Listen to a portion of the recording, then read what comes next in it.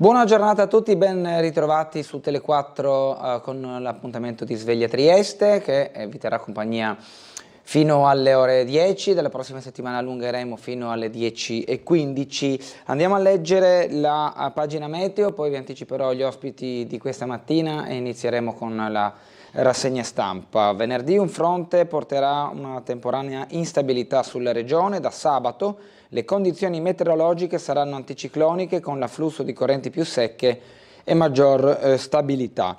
La situazione di oggi, venerdì 5 di giugno, al mattino cielo nuvoloso con piogge da moderate ad abbondanti, in seguito cielo variabile con possibili rovesci sparsi e temporali. Non si esclude qualche pioggia intensa localizzata tra pianura e costa, proprio sulla costa soffierà vento moderato da sud al mattino, bora moderata in serata, temperature minime 16-19 gradi, massime 21-23 gradi centigradi. Per domani, sabato 6 giugno, cielo in prevalenza nuvoloso al mattino, poi progressivo miglioramento dello stato del cielo che sarà in prevalenza sereno in serata. Nel pomeriggio non si esclude qualche locale pioggia o rovescio tra Alpi e Prealpi Carniche, sulla costa al mattino soffierà bora moderata che poi ruoterà a Brezza nel pomeriggio. Temperature previste per domani 15-18 gradi le minime, 22-24 gradi invece le temperature massime. Andiamo a vedere le notizie della prima pagina del Piccolo. Terre rare, il porto si candida, questa è la notizia che è messa in primo piano. Fondali profondi, connessioni ferroviarie, regime doganale speciale sono le prerogative illustrate da Consalvo al ministro Urso. Trieste e Monfalcone, siti ideali per uno dei depositi al vaglio dell'Unione Europea. Vedremo poi anche nel servizio qualche dettaglio in più rispetto a questo incontro che ha avuto il presidente dell'autorità portuale Consalvo assieme all'assessore regionale ad ambiente ed energia Scoccimarro al Ministero del Made in Italy e delle imprese del Made in Italy con il ministro Adolfo Urso per parlare proprio di terre rare e del sito di Trieste come punto strategico per l'Italia e per l'Europa. Le altre notizie ci portano in Croazia. Maniscalco triestino muore a 47 anni, colpito al petto dal calcio di un cavallo. Qui in foto Gianluca Bottai in sella, i cavalli erano la sua passione e il suo lavoro e purtroppo è stata anche la causa del suo decesso. Questo ragazzo, questo 47enne che viveva ormai da tanti anni, circa 20, a Rovigno e si trovava in una località a nord-est di Zagabria dove è successo questo tragico fatto. Poi vedremo le notizie sulla cronaca locale all'interno delle pagine del Piccolo. Andiamo a leggere le altre notizie dalla prima pagina del quotidiano locale. Il premio Lucchetta senza contributi, il TAR alla regione bocciatura illogica, è stato accolto infatti il ricorso. Il TAR del Friuli Venezia Giulia, leggiamo, annulla la graduatoria per il finanziamento delle manifestazioni regionali e dà ragione al ricorso della fondazione che organizza il premio giornalistico Lucchetta e che era stato escluso nei mesi scorsi dall'accesso ai contributi. La graduatoria dovrà essere rifatta. Per il TAR la bocciatura era stata non motivata, illogica e irragionevole. Queste le motivazioni inserite nel dispositivo del TAR. Energia nucleare dal Parlamento, il primo via libera, notizia che rivedremo poi anche nelle pagine dei quotidiani nazionali. Il patrimoniale e il rischio del boomerang, la firma di Francesco Morosini a pagina 5. I Balcani, in Montenegro, serbi indesiderati prima del vertice con von der Leyen. Incidenti in Istria, Pola, motoscafo sbatte sulla diga e un aereo cade, vittime 5 austriaci. Suicidio assistito in Svizzera, lettera del figlio, mamma si è spenta tra le mie braccia e Cappato si autodenuncia. Ieri era presente infatti Marco Cappato dell'associazione Coscioni a Trieste, si è autodenunciato alla questura del capoluogo regionale. Vedremo anche questo nel corso della mattinata. Nelle cronache carabinieri, la festa, truffe, giovani e codici rossi, priorità dell'arma dei carabinieri. In piazza Goldoni auto si scontra con un camion dei vigili del fuoco, abbiamo anche le immagini di questo incidente. Il processo a Muggia, pestaggio 6 contro 1, durante il Carnevale. A Visogliano le proteste popolari convincono Rete Ferrovie Italiane, l'antenna nel bosco, poi la cultura, Circolo della Cultura e delle Arti, da 80 anni, polo di divulgazione fondato da Stuparic con l'approfondimento alle pagine 30 e 31. Le iniziative del gruppo Del Piccolo, Sport Business Forum a Treviso, Brand e Campioni, con il gruppo Nord-Est Multimedia che proprio da Treviso ha dato il via a questo importante forum sportivo che viene poi ripreso alle pagine 16 e 17 del Piccolo. Ora invece ci spostiamo alle notizie nazionali con una rapida carrellata delle prime pagine. Il Corriere della Sera, che oggi ha una veste verde, il Pianeta 2030, il festival al Teatro Parenti di Milano, il Corriere in verde per la giornata mondiale dell'ambiente. Oggi il Corriere della Sera cambia colore speciale da pagina 35 a 39. Il titolo di apertura però riguarda i conflitti in Medio Oriente, salta la tregua in Libano, Putin pronti a una soluzione, Zelensky gli scrive: vediamoci, io e te finiamo la guerra. L'Ucraina propone di porre fine a questa guerra attraverso un dialogo diretto tra noi e voi. Incontriamoci, così Zelensky in una lettera indirizzata a Putin, la scelta ha scritto: ora spetta a voi, basta con la guerra. Poco prima lo zar aveva detto che la Russia è pronta a una soluzione pacifica. Intanto sull'altro fronte di guerra in Libano, dove è stato ucciso un casco blu serbo, ha respinto la tregua, Israele si deve ritirare. No di Hezbollah, l'intesa con Beirut, una resa. Israele si ritiri, ucciso casco blu serbo nel sud. Ecco il mio piano per il nucleare, l'intervista a Pichetto Frattin, le regioni, dice il ministro dell'ambiente Gilberto Pichetto Frattin, bloccano 150 gigawatt di rinnovabili. Ecco il piano per il nuovo nucleare, è sicuro, un referendum, sapremo spiegare, dice, perché non ci sono pericoli.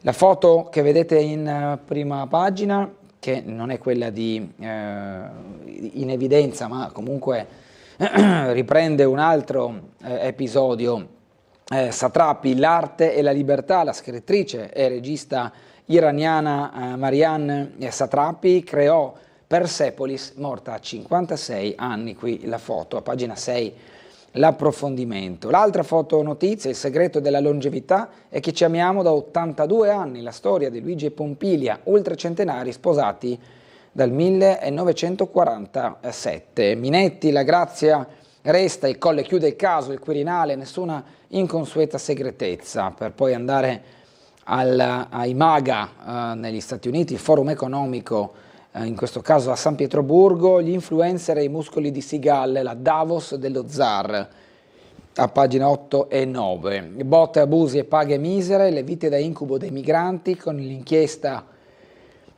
questo articolo firmato da Goffredo Buccini, e Berlusconi alle stragi archiviate, le accuse dell'Utri, la sesta indagine, sfogo di Marina Berlusconi, così la sorella provò a salvare Beatrice, invece gli psicologi agì da madre sul caso di cronaca nazionale che molti avranno letto o sentito. Chivu, io e il regime sognavo il prosciutto, l'allenatore dell'Inter racconta, da piccolo avevo poco, per i miei genitori farei di tutto. Il mondiale e il nostro declino, l'esclusione, simbolo di una crisi che va oltre al calcio. Andiamo alla Repubblica, ritorno al nucleare, primo sì, la Camera approva il DDL con 155 voti a favore, protesta delle opposizioni sulle centrali, tempi lunghi per l'attività e nuovo referendum. La fotonotizia, Dio a Satrapi, donna libera che raccontò l'Iran con Persepolis, il personaggio raccontato alle pagine 38 e 39 della Repubblica. Ucraina, Zelensky scrive a Putin: incontriamoci, e Trump dice: sarei felice se potessero proprio incontrarsi per porre fine alla guerra. Mafia, Berlusconi archiviato, Marina attacca i giudici, il Quirinale conferma la grazia Minetti, causa risarcimento da 250 milioni. Ucciso casco blu nel sud del Libano, no di Hezbollah alla tregua. E poi lezioni sul sesso solo con il consenso dei genitori, il caso raccontato da Viola Giannoli, le nozze di Dua Lipa tra accordi segreti e i set del Gattopardo. Andiamo alla Stampa. Putin, Zelensky, segnali di pace, Mosca apre a Kiev nell'Unione Europea, il leader ucraino dice: vediamoci e finiamo la guerra. La crisi energetica, Parla Visco, l'Italia in pari dall'austerity del 73, nucleare, primo sì e decreti entro l'anno. I rischi che l'Unione Europea cambi politica economica, affrontato a pagina 23, poi quella patrimoniale da 26 miliardi, invece la pagina 10. Morire di antiscienza, condannata per aver negato la chemio alla figlia, rifiuta le cure, stroncata da un tumore. Credere ai santoni, la vera malattia incurabile, così viene raccontato all'interno della Stampa su questo caso che mescola scienza e purtroppo malattia, oltre alle informazioni che poi talvolta sono distorte trovate sul web. Se lo zar ora cerca di uscire dall'angolo e l'analisi rispetto alla guerra russo-ucraina, casco blu, senza vita, la palude Libano, il Medio Oriente, e poi viene ripreso anche un punto sulla RAI, il ritorno RAI di Amadeus, fallita la prova del 9 con lo spazio dedicato alla cultura e allo spettacolo. Il Messaggero, l'Italia riapre al nucleare, vecchi impianti saranno smantellati e i comuni potranno candidarsi a ospitare i siti. Pichetto Frattin dice con i nuovi mezzi e energia sostenibile, accise verso il rinnovo del taglio, stallo sui voucher per i fragili, primo via libera della Camera alla delega, i decreti poi arriveranno entro l'anno, quelli proprio sul nucleare. Nel taglio alto leggiamo invece lo sport, Parigi, semifinale in TV sul 9, Cobolli contro Arnaldi, oggi Grande Italia e Panatta fa il tifo. Proprio Cobolli e Arnaldi si andranno a giocare la semifinale del Roland Garros a Parigi. Addio a Satrapi, morta di tristezza per la figlia del marito, l'autrice di Persepolis. Il progetto della Lewis Severino, tra intelligenza artificiale e legalità, il merito premia i giovani. Diaz e Fabbri, gara azzurro, Roma, vincitore nel triplo, peso e salto con Sioli, Battocletti delude, i 100 a Lailes, Jacobs fa 9,99 nella sua batteria. Berlusconi e Dell'Utri archiviati, poi le stragi del 93 e la sesta volta, telefonata tra Marina e la Premier, resta l'emergenza giustizia. Mattarella chiude il caso Minetti, il Quirinale non si fa influenzare, la presa d'atto della relazione della Procura sulla grazia a Nicole Minetti. Libero, che titola Zaia scende in campo, Salvini convince l'ex governatore veneto ad accettare il ruolo di vice segretario del Carroccio con delega al nord, ecco il piano e gli uomini per rilanciare il partito. Rivoluzione Lega in primo piano con Libero, poi ufficiale Silvio non era mafioso, archiviate per la sesta volta le accuse sulle stragi del 93 dopo 30 anni di indagini su Berlusconi e Dell'Utri. L'intervista a Barbara Berlusconi, una legge per far pagare i magistrati che sbagliano, la proposta avanzata, spazzata via ogni ombra, dice anche Giorgia Meloni su questo argomento. Il Colle conferma la grazia a Minetti e striglia il fatto, la lezione alla sinistra, scrive Libero. Il dramma dell'artista morta d'amore a 56 anni, Marianne Satrapi non ha retto il dolore per la scomparsa del marito. Sessualità in classe, servirà il consenso di mamma e papà. Ministro Valditara, basta spot gender, così su questo argomento. Il Sole 24 Ore che titola Carburanti, nuovo taglio alle accise, poi il ritorno al nucleare, primo via libera, la legge delega, Pichetto Frattin, decreti attuativi pronti entro Natale. Entro domani l'ultimo decreto coperto con l'extragettito dell'IVA. La prossima mossa, incentivi alle aziende per aiuti mirati ai lavoratori. Libano, no di Hezbollah alla fragile tregua, raid dell'IDF su Gaza City, almeno 11 le vittime nella striscia crisi idrica drammatica, Trump attacca i cattivi repubblicani, il voto contro la guerra. Unicredit, Commerzbank, ecco chi ha aderito all'OPS, il CEO Orlop, qui vediamo in foto, accordo se utile alla banca, ha detto. Accordo anche tra Del Vecchio e Basilico, Delfin pronta al riassetto. I fratelli hanno raggiunto un'intesa, decadono le azioni legali pendenti per quanto riguarda il gruppo fa capo a Essilor Luxottica. Poi ci sono diverse rubriche all'interno del Sole 24 Ore che hanno a che fare con la fiscalità, tassi, scelte e dubbi della Banca Centrale Europea, gli investimenti, meglio petrolio rinnovabili, la moda con Giorgio Sarnele, penne e strumenti della nostra identità. Andiamo alla Gazzetta dello Sport con il taglio alto, il derby da favola a Parigi alle ore 19, la sfida che vale la finale fra Arnaldi e Cobolli del Roland Garros, uno dei grandi slam del circuito ATP di tennis internazionale, che vede due italiani in semifinale. Al centro Chivu, l'allenatore dell'Inter, la mia Inter ha sempre fame, dice nell'intervista riportata poi all'interno della Gazzetta. Chivu firma il rinnovo e si racconta: servono giocatori, palestra un bel profilo, la Champions non sia un'ossessione, difenderò i miei fino alla morte, temevo l'esonero, il club mi ha protetto. Poi domani è in regalo il calendario della Serie A. Ultimatum di Rangnick, Milan avanti su Glasner, la rivoluzione di Cardinale per quanto riguarda i rossoneri, Juve all'assalto di Sorloth con i soldi di Vlahovic, qualora dovesse essere ceduto, i rinforzi per Spalletti e la Juve. Mondiale -6, Falcao, così Ancelotti ha conquistato il Brasile, domani lo speciale all'interno di Sport Week, in un mondiale dove sappiamo l'Italia non sarà partecipe. Torniamo all'interno del piccolo, ma questa volta andiamo a vedere le notizie locali che si aprono con questa tragedia che è successa in Croazia, colpito al petto dal calcio della Cavalla. Muore a 47 anni un maniscalco triestino. La vittima è Gianluca Bottai, lavorava in un maneggio a Krševići in Croazia, si era trasferito 20 anni fa con la famiglia a Rovigno, lascia 2 figlie. Indaga la polizia del posto, la procura locale ha disposto l'autopsia sul corpo. Nelle immagini il 47enne triestino Bottai mentre si dedica alla cura degli zoccoli dei cavalli nel maneggio in cui lavorava. Professionista esperto, aveva studiato al liceo Oberdan, l'addio della figlia e il ricordo degli amici. Il cordoglio poi dell'Horse Association, eri un uomo speciale, viene detto, noto nel mondo dell'equitazione.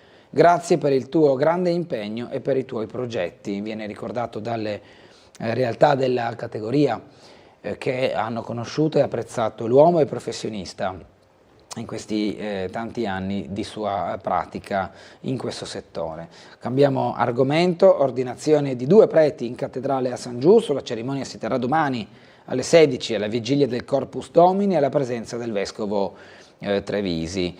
La 3 giorni della CGIL invece sulla città, dentro il parco di San Giovanni, sindacato territorio, dall'11 al 13 giugno il segretario della CGIL Marega, qui perché l'utopia è diventata realtà, e questa 3 giorni della CGIL è stata presentata ieri proprio in occasione di una conferenza stampa che ha spiegato quelli che saranno gli argomenti che verranno trattati all'interno di questi giorni dedicati proprio alla CGIL che festeggia i 120 anni. Andiamo a sentire proprio le parole del segretario provinciale della CGIL Marega, che ieri ha parlato ai nostri microfoni. Vediamo se è pronto il contributo. Non lo vedo, andiamo avanti con il piccolo. Stasera nel film Albatros su Almerigo Grills c'è Trieste.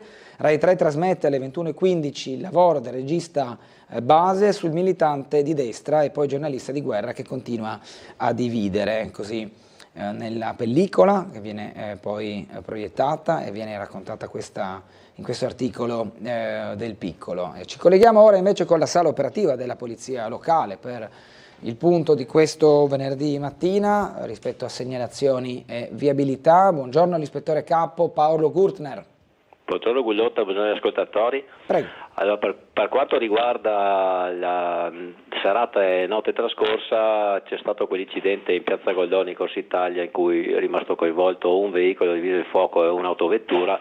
Fortunatamente ci sono stati molti danni, per quanto riguarda gli occupanti dell'autovettura poteva andare peggio, non è andato bene, diciamo, da quello che mi hanno riferito i colleghi che hanno rilevato l'incidente. Il resto della serata è andato abbastanza bene, con solamente interventi per quanto riguarda il codice della strada e i soliti controlli che il comando dà alle pattuglie notturne e serali. La giornata odierna è caratterizzata dal 212° anniversario della fondazione dell'Arma dei Carabinieri presso la caserma di Petiti di Loreto, San Giacomo. Ricordo che ci sono dei divieti in atto già da giorni sia in Petit di Roretto che in Via della Bastia, e se non ho letto male la ricorrenza inizierà alle 9:30 e saremo ovviamente sul posto anche noi a coadiuvare un attimo la situazione. Questo pomeriggio in Piazza Unità ci sarà la manifestazione per quanto riguarda vetture supercar. Dalle 16 alle 18 arriveranno i veicoli, quindi chi è interessato a queste manifestazioni ha occasione di vedere particolari veicoli, immagino. Lavori, ieri sera sono proseguiti quelli in Gretta per quanto riguarda le asfaltature, le fresature. Oggi dovrebbero iniziare sempre lavori di asfaltatura e fresatura che dureranno circa 5 giorni in Viale Terza Armata, via Ciamician e Tigor, quindi attenzione a chi abita in zona agli eventuali divieti, e l'orario previsto è dalle 8:30 alle 17:30. Sempre per asfaltatura sarà alle notturna dalle 20:30 alle 6. Dovrebbero iniziare anche i lavori via Mazzini tra San Spiridione e Casa di Risparmio, un'arteria che non è solitamente fruita dalla cittadinanza, ma sicuramente quando attraversano gli incroci relativi ci sarà qualche problema. Galleria Carso, ricordo che fino al giorno 9 è ancora fruibile, poi ritornerà a essere chiusa in direzione Trieste. Le rive, come di consueto, fino all'8 di giugno sono chiuse per quanto riguarda le soste. È probabile che ci saranno delle ripercussioni come nel solito in Teatro Romano.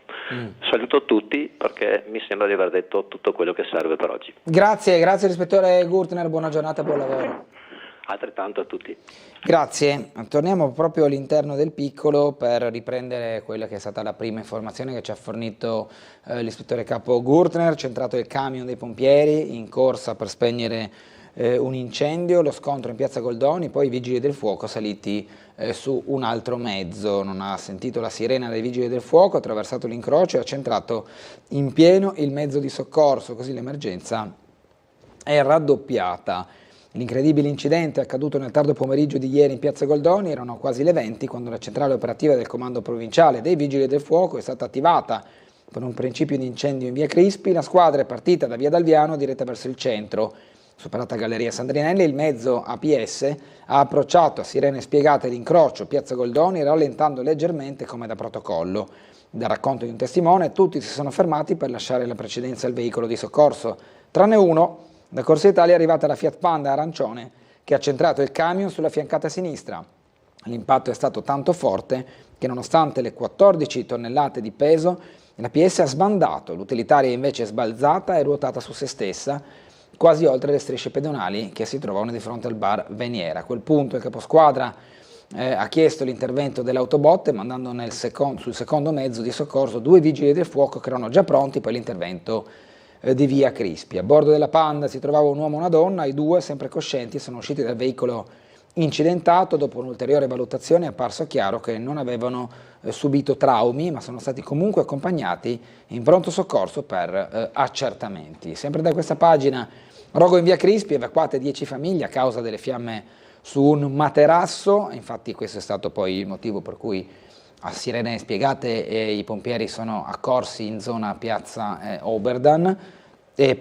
piazza Goldoni. Cause dell'incendio che non ha coinvolto persone sono in fase di accertamento, sul posto anche ieri la Polizia di Stato. Altre notizie di cronaca: la folle fuga con lo scooter rubato, minore inseguito a piedi, è fermato ed è stata la polizia locale da via Flavia al centro a occuparsi di questo. Gelateria in Viale invece sparita la cassa con 1.400 euro, colpo notturno alla gelateria Gangemi di Viale 20 settembre. Andiamo a sentire di più nel servizio di Gianluca Paladini con l'intervista di Enzo Iannacone. Un altro colpo dei ladri, di nuovo in Viale 20 settembre, stavolta a farne le spese la gelateria Gangemi, un blitz notturno. I malviventi hanno portato via la cassa automatica. Sul posto la Polizia di Stato con la scientifica per i rilievi. Erano esattamente le 3:30 quando 2 uomini incappucciati e totalmente vestiti di nero sono riusciti a entrare nell'esercizio commerciale forzando con un cacciavite la porta laterale. In appena 8 secondi i malintenzionati hanno tagliato il cavo di collegamento alla cassa automatica per poi asportare portarla e uscire dalla gelateria. Poi i ladri sono fuggiti in direzione San Giovanni a bordo di 2 scooter precedentemente parcheggiati in via Battisti. Ancora da quantificare l'ammontare del bottino. È stata una delle dipendenti all'apertura del locale questa mattina a trovare l'amara sorpresa. Poi sono state allertate le forze dell'ordine. Per ricostruire i fatti un ruolo chiave lo svolgeranno le immagini delle telecamere di videosorveglianza funzionanti e presenti sia all'esterno che all'interno del locale. I video sono già stati acquisiti dalle forze dell'ordine, al vaglio anche le immagini delle telecamere fra il viale e via Battisti. Entrando ho visto che mancava la cassa automatica, hanno fatto un po' di danni e subito ho chiamato la polizia. 2 ladri, uno era sulla porta, uno è venuto dentro e 8 secondi ci hanno messo a portare via tutto visto dalle telecamere. Hanno registrato sto tipo che entra col viso coperto da una maschera, da un passamontagne, e l'altro aspettava sulla porta e 8 secondi.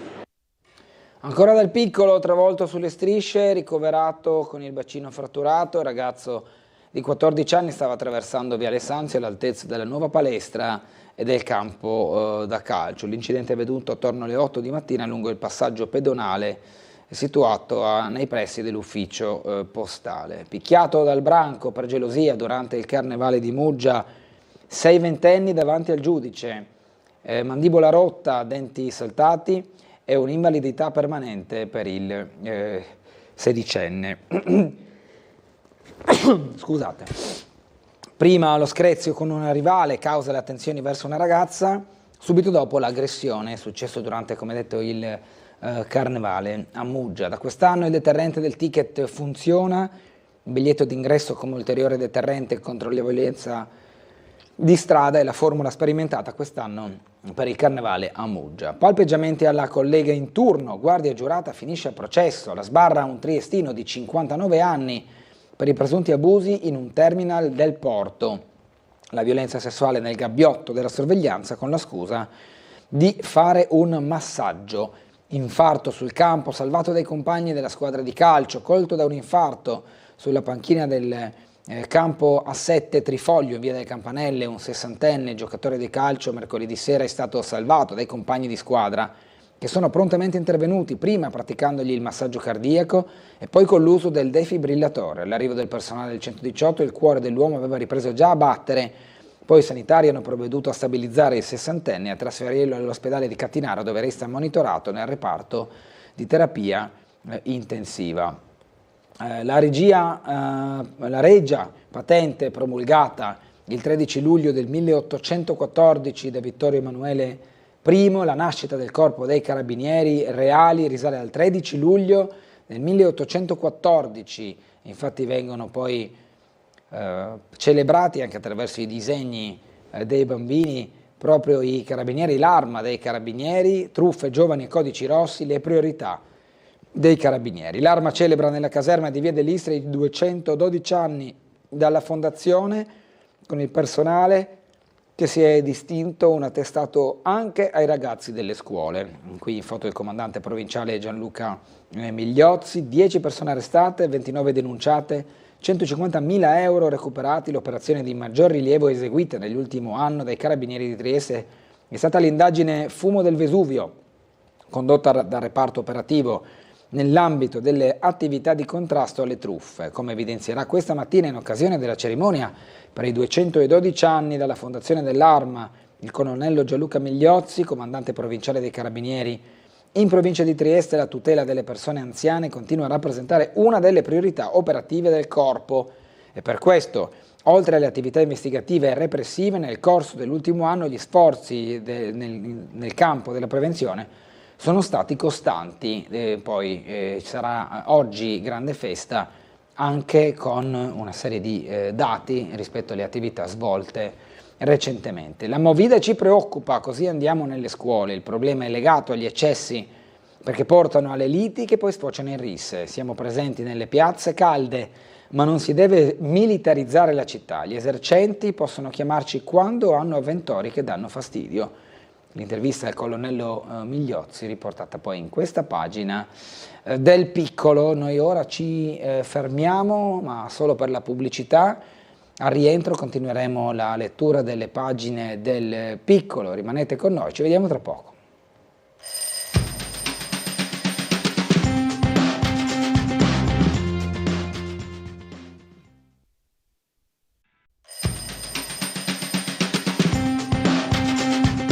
Ben ritrovati con Sveglia Trieste, andiamo avanti nella lettura del quotidiano Il Piccolo, questa rassegna stampa di venerdì 5 giugno. Vi anticipo nuovamente che saremo in compagnia fra non molto con Diego Moretti del Partito Democratico, consigliere regionale, Giorgio Cecco invece di Idea Giuliana, che sarà con noi dalle 9 alle 10. Andiamo a leggere sfida delle Petrarchiadi alla vigilia della maturità, vincono studenti e professori. Trucco e parrucco, ma soprattutto tanta ironia nelle scelte delle classi quinte del liceo. Il primo posto la sezione H con lo scontro alieni e astronauti, alla fine applausi per tutti. Qui vediamo le foto che raccontano la festa delle Petrarchiadi fra studenti e professori. Un girotondo per la terra nella giornata dell'ambiente nella scuola di via Vasari. Stop all'antenna di Visogliano, Rete Ferrovie Italiane la realizzerà in un'area boschiva. Duino, Risina, Carso e Muggia. In questo caso siamo a Duino Risina, accolte le richieste della popolazione, il sindaco Gabrobez, soluzioni ok, ha detto il primo cittadino, l'impianto sarà posizionato prima del paese sul rettilineo tra Sistiana e Duino. Voragini in strada a San Clemente, dopo lo scoppio della conduttura, la pressione idrica ha scavato il terreno e fatto cedere il manto stradale. In mattinata la viabilità all'uscita del raccordo autostradale è stata interrotta. Le utenze di Muggia hanno ricevuto acqua slovena grazie a un accordo transfrontaliero che è stato firmato non troppo tempo fa, diversi mesi fa, proprio per andare a risolvere problemi di questo tipo, laddove uno dei due paesi dovesse aver bisogno di una fornitura idrica immediata, eccezionale in questi casi, allora si attiva subito il protocollo per la fornitura che ha a che fare l'Italia con la Slovenia e la Slovenia con l'Italia. Restiamo sempre a Muggia, però andiamo a parlare in questo caso della galleria, del progetto di raddoppio della galleria, raddoppio e anche ristrutturazione. Il sindaco Polidori ci ha esposto quelli che sono stati i risultati delle analisi del Politecnico di Torino per quanto riguarda il piano di vibrazioni e rumori.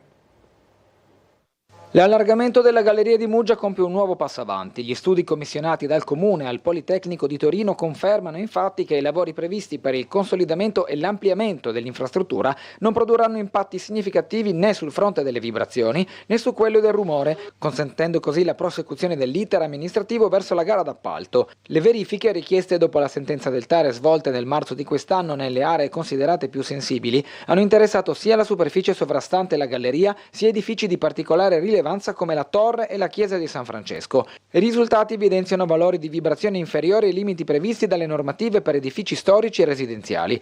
In diversi casi, evidenzia il sindaco Polidori, gli strumenti di rilevazione non si sono nemmeno attivati, segnalando livelli talmente bassi da risultare inferiori alla soglia minima di registrazione. I risultati sono assolutamente entusiasmanti, devo dire, perché siamo ben al di sotto delle soglie minime di tollerabilità. Questo significa anche per quanto riguarda le vibrazioni.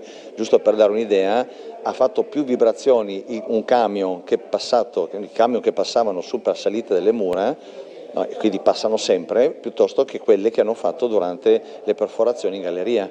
Questo dovrebbe, anzi deve rassicurare, non dico al massimo, però in maniera sostanziale, quelle che sono le preoccupazioni degli abitanti della parte sopra, diciamo della parte sommitale della galleria, per cui io ritengo che dal punto di vista tecnico non ci sia null'altro da aggiungere. Anche le misurazioni effettuate all'interno degli edifici hanno restituito valori pressoché nulli. Parallelamente le indagini geotecniche hanno ribadito la necessità dell'intervento. Le perforazioni hanno infatti confermato la presenza di ampie zone di vuoto sopra la volta della galleria, già individuate dai precedenti rilievi georadar. L'opera viene quindi considerata essenziale non solo per mettere in sicurezza la struttura, ma anche per consolidare il terreno di fondazione degli edifici presenti in superficie. Riprendiamo le prime pagine del Piccolo con le notizie di attualità. Mamma è morta, tra le mie braccia adesso è libera. La lettera del figlio Paolo dopo il decesso di Lucia, 80 anni, andata in Svizzera per la procedura di suicidio medicalmente assistito. Avrebbe voluto morire a casa sua, senza questo viaggio doloroso, e a questo è fatta poi anche seguito la autodenuncia dell'associazione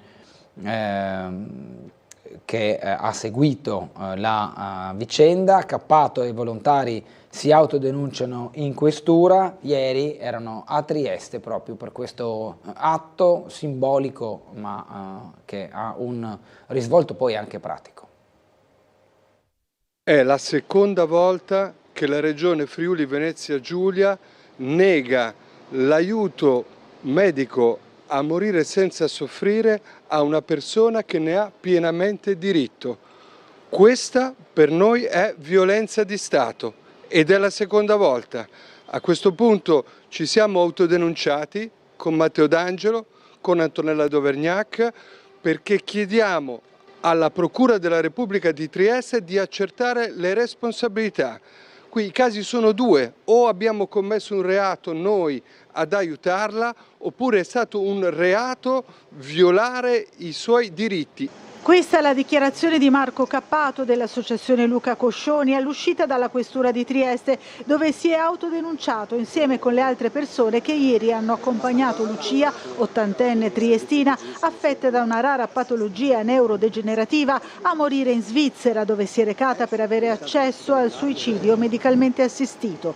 Una procedura che, secondo l'associazione, era nel pieno diritto della donna anche in Italia, come ha spiegato l'avvocato Filomena Gallo. Lucia era dipendente totalmente da terze persone e la Corte Costituzionale ha già spiegato in una decisione, che è giurisprudenza costituzionale pienamente applicabile, che i trattamenti di sostegno vitale devono essere intesi in senso ampio, e quindi riteniamo che Lucia rientrasse in tutti i requisiti stabiliti dalla sentenza Cappato. Lucia inoltre assumeva una corposa terapia farmacologica che senza l'assistenza continua non poteva assumere. I tribunali hanno confermato che questi sono requisiti che rientrano nei trattamenti di sostegno vitale. Lucia avrebbe voluto morire nella sua città dove ha sempre vissuto, invece è stata costretta ad andare all'estero.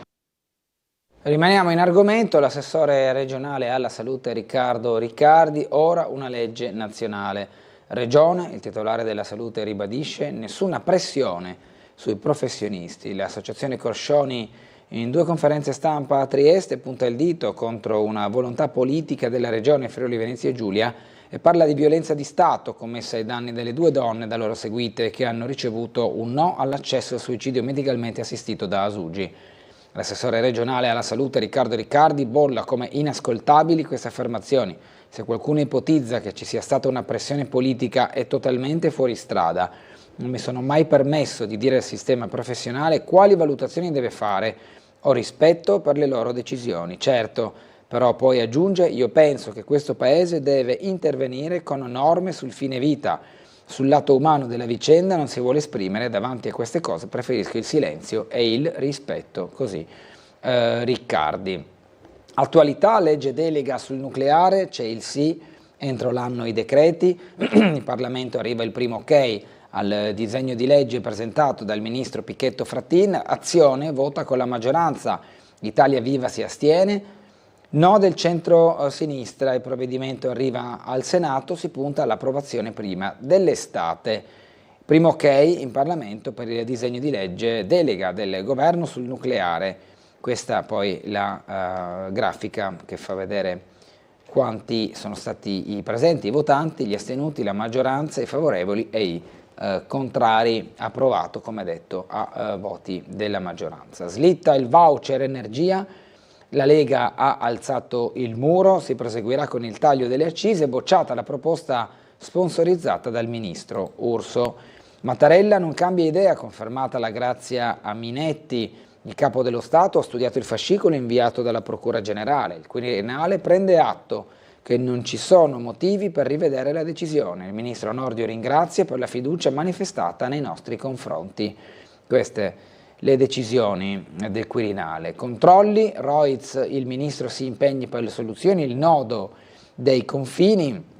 Il Ministro Piantedosi, con la sua ostinazione ideologica, è parte del problema, mentre dovrebbe impegnarsi a trovare soluzioni vere. È lampante che il massiccio dispiegamento di forze sui valichi principali che vedono un dispiegamento di forze notevoli vicine alla Slovenia sottrae forze dell'ordine al controllo del territorio, mentre cresce il senso di insicurezza nelle città dove proliferano episodi di violenza. Così la senatrice del Partito Democratico Roiz sui controlli ai confini. La patrimoniale è il rischio del boomerang, il commento di Francesco Morosini. Hezbollah rifiuta la tregua in Libano, casco blu ucciso, siamo all'attualità estera. Nuovi attacchi nel sud del paese, la vittima è serba, faceva parte di UNIFIL, nessun italiano è coinvolto. Raid di Israele sulla striscia di Gaza, sono 11 i morti accertati. Iran, stallo nelle trattative, la Camera degli Stati Uniti per il ritiro, 4 repubblicani hanno votato con i Dem, ma la risoluzione è solo simbolica perché Trump ha diritto di veto. Il presidente è ottimista, ma Khamenei ha definito Israele e Stati Uniti il nemico malvagio, qui in foto Donald Trump in una delle sue conferenze stampa. Un'altra situazione internazionale che può vedere uno sblocco, Zelensky, una lettera a Putin, incontriamoci per la pace. La mossa del presidente ucraino apre un nuovo scenario sul conflitto. La replica dello zar, siamo pronti a una soluzione con mezzi pacifici, e propone nuovamente il nome di Schröder come possibile mediatore.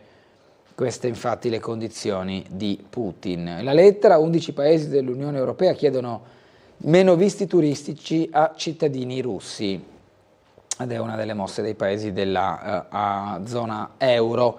Il palestinese arrestato aveva i titoli per studiare a Roma, Mohammed al-Najjar è stato fermato dall'esercito israeliano al valico Kerem Shalom, era atteso a Tor Vergata.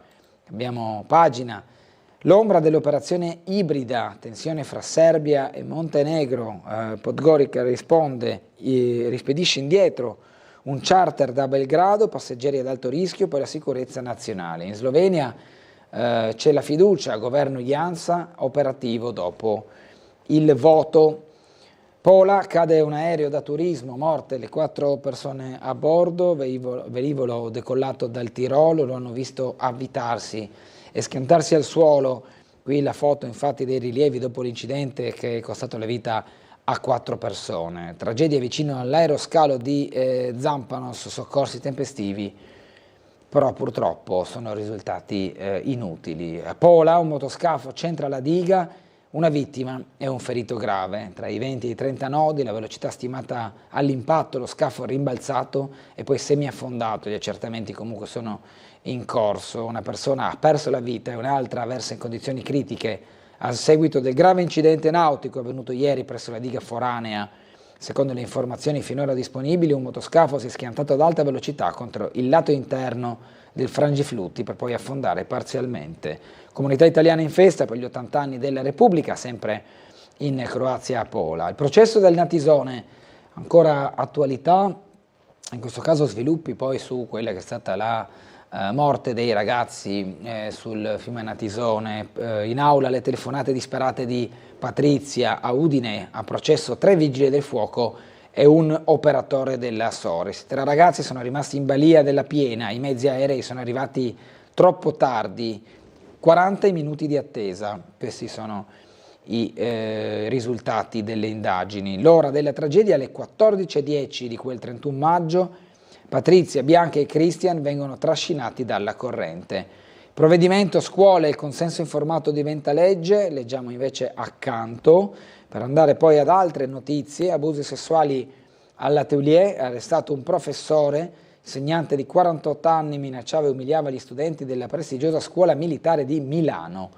A Catanzaro in 10 istanze, i braccianti uccisi dopo un litigio, il sovraffollamento in cui erano costretti a convivere, l'episodio è l'origine della strage di Amendolara. Il bracciante è sopravvissuto alla strage, qui in foto con il braccio fasciato. I fondi al premio Lucchetta, torniamo in Friuli Venezia Giulia. Il TAR ha detto che la graduatoria è da rifare, ha accolto il ricorso della Fondazione Lucchetta che era stata esclusa dal bando cultura. La Regione dovrà rifare la graduatoria per il rifinanziamento delle manifestazioni culturali. Lo ha stabilito il TAR del Friuli Venezia Giulia, accogliendo in toto il ricorso della Fondazione Lucchetta Ota ad Angelo Crovatin, il cui premio giornalistico internazionale era stato escluso dall'accesso ai contributi pubblici. Una decisione arrivata dopo i duri attacchi rivolti dal governatore Massimiliano Fedriga nel novembre scorso davanti alla decisione di attribuire una menzione speciale a Francesca Albanese, relatrice speciale ONU sui territori palestinesi occupati, al centro di contestazioni per alcune dichiarazioni su Israele. La sentenza boccia in modo netto le scelte compiute dalla commissione di valutazione costituita dalla Regione, che aveva deciso di non ammettere la fondazione ai finanziamenti per il triennio 2026-2028, privando il premio di 420.000 euro in 3 anni, una somma indispensabile per l'organizzazione dell'evento dedicato al giornalismo sull'infanzia minacciata. Su richiesta della fondazione, il TAR ha anticipato il pronunciamento, inizialmente fissato a fine settembre, per consentire di organizzare la manifestazione il prossimo novembre. La sentenza contesta il punteggio assegnato su capacità organizzativa e continuità dell'iniziativa e quindi dovrà rifare la graduatoria. Prima delle scelte della Commissione sono arrivate le dure critiche, come abbiamo letto, del Presidente Fedriga, che lo troviamo anche in questo articolo a parlare sulla crisi Electrolux a Roma, territorio unito. Al fianco dei lavoratori in una situazione di indebolimento del tessuto produttivo che è un caso di livello non solo italiano ma europeo.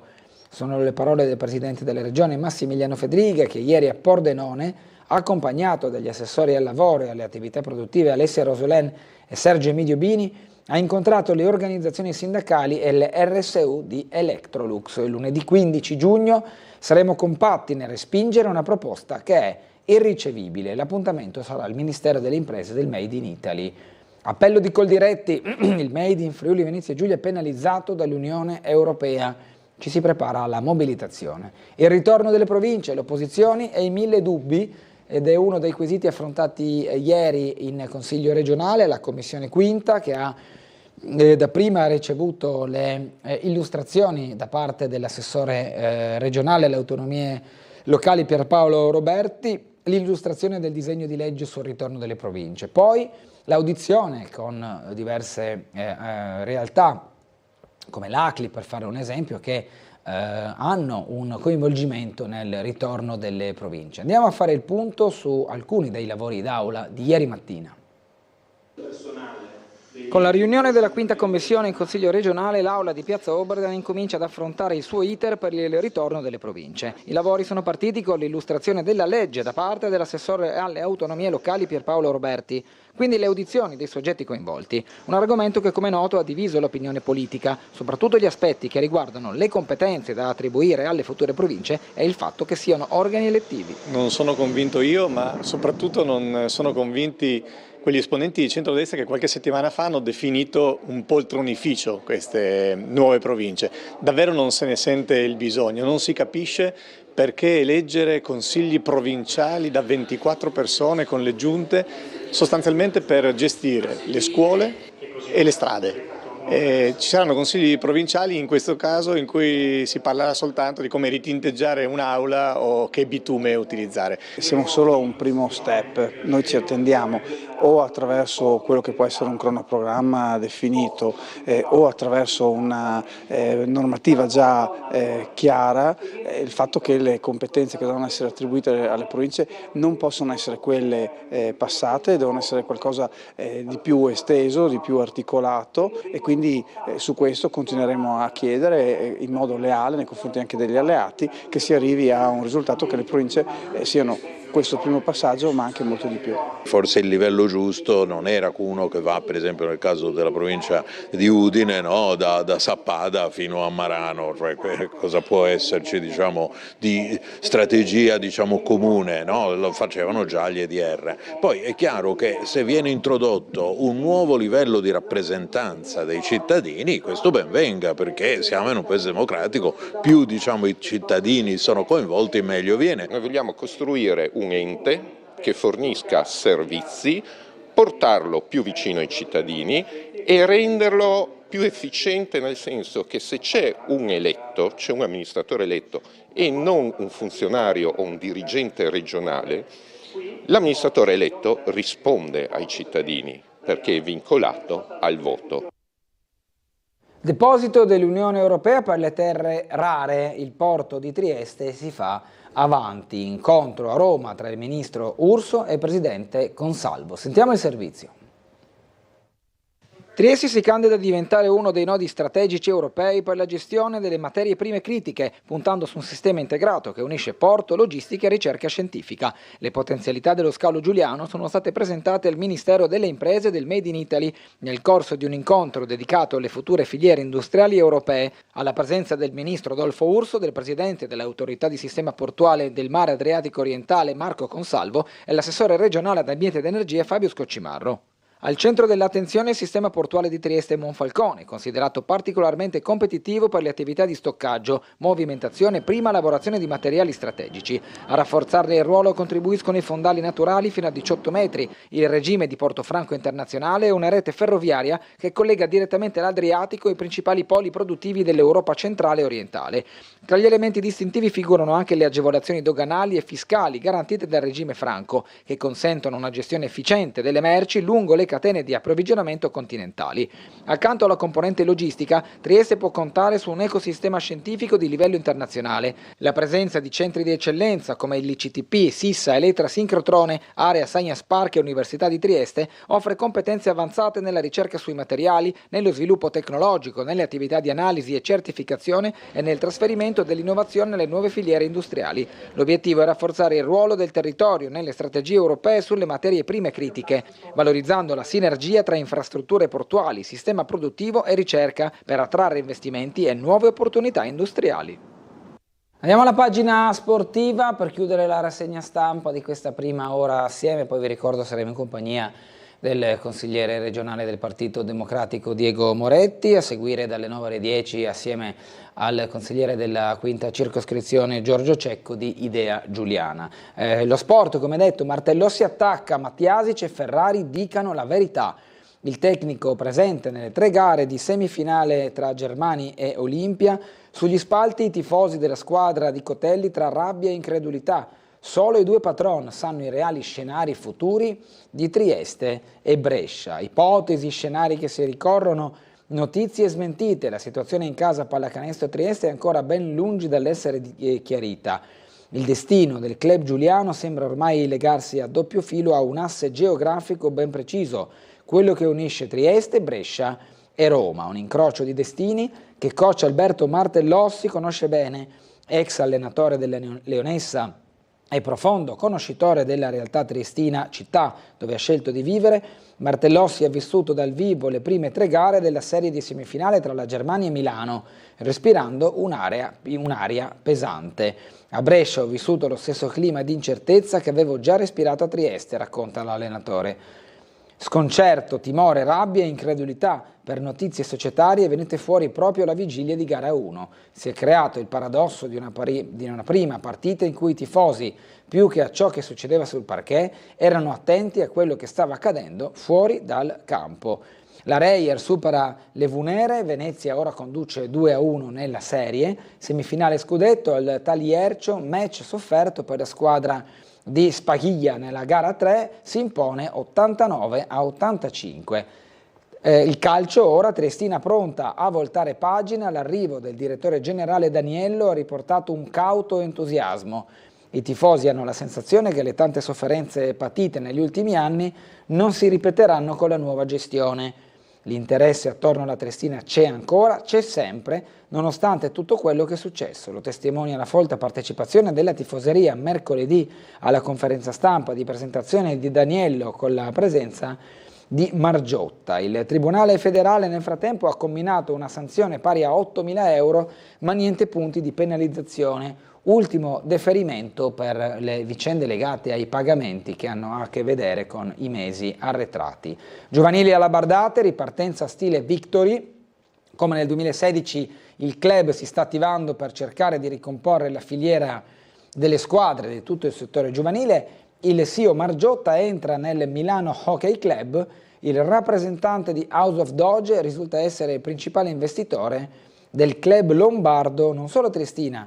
Fra gli investimenti nello sport italiano di Marco Margiotta, il CEO di House of Doge è in questi giorni in Europa non solo per le faccende riguardanti la squadra labardata, ma anche per quelli del neonato Milano Hockey Club. Proprio come accade per l'Unione, anche per la squadra milanese di hockey su ghiaccio, Margiotta risulta il principale investitore fra vari soci, a testimonianza di come l'imprenditore canadese stia continuando a puntare sullo sport italiano per far crescere l'azienda di criptovalute e il marchio di Dogecoin. In questo caso si tratta della nascita di un progetto di livello europeo, perché Milano Hockey Club è stato appena ammesso tra le partecipanti all'Ice Hockey League, diventando così la terza formazione italiana a prendere parte al campionato dopo Bolzano e la Val Pusteria. Allora, Michelli e il grande volley, portare a Trieste alcune partite della Superlega, il presidente della FIPAV del Friuli Venezia Giulia auspica di far giocare nel capoluogo il neopromosso Prata. Ora siamo tra le 6 regioni d'Italia a vantare 2 compagini nella massima serie nazionale. I nostri problemi? Le squadre non di blasone che vengono a fare la spesa dei nostri giocatori. Questo ha raccontato nell'intervista proprio Michelli, presidente della FIPAV regionale.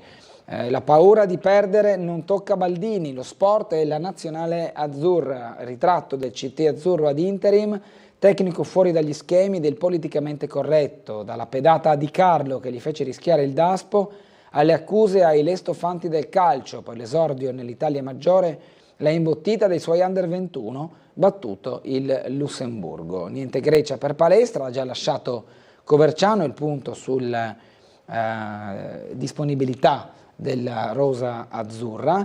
Roland Garros, semifinali oggi, Arnaldi Cobolli in TV in chiaro, Errani Vavassori hanno conquistato il trofeo parigino invece del doppio misto, la coppa sollevata al cielo dai 2 azzurri del doppio misto. Golden Gala 100 metri stellari, Jacobs torna sotto i 10 secondi a 9,99, dopo una partenza così sono riuscito ad andare molto meglio, ha detto Marcel Jacobs dopo la gara dei 100 metri che lo ha visto andare, come detto, nuovamente sotto ai 10 secondi. Noi ci fermiamo per questa rassegna stampa, torneremo tra poco dopo la pubblicità con il consigliere regionale del Partito Democratico Diego Moretti.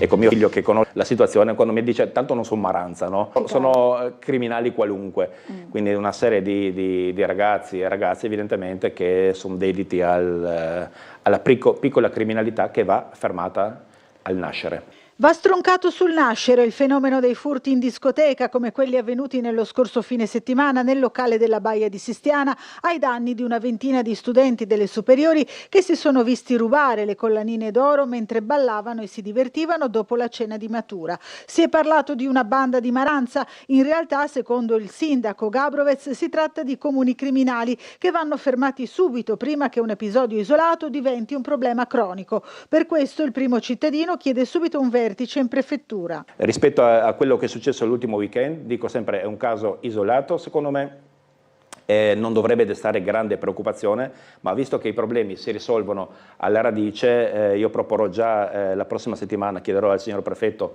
con il quale collaboriamo e ci sentiamo, non dico giornalmente ma quasi, un tavolo con le forze dell'ordine, con i gestori dei locali, la discoteca da un lato ma anche stabilimenti balneari, chioschi, bar, per fare il punto a inizio stagione su quelli che sono la sicurezza, che significa anche somministrazione di alcolici a soltanto i maggiorenni, perché c'erano problemi anche di questo tipo, alcolici somministrati a minorenni l'estate scorsa, controlli sulla strada, controlli sulla rumorosità, quindi contro gli schiamazzi notturni e anche poi questa microcriminalità che è stata importata. Queste cose le risolveremo subito, siamo all'inizio dell'estate, l'estate quasi non è ancora partita, facciamo una chiacchierata e parleremo di decoro urbano, di sicurezza, di rumorosità e anche di quello che succede fuori e dentro ai locali.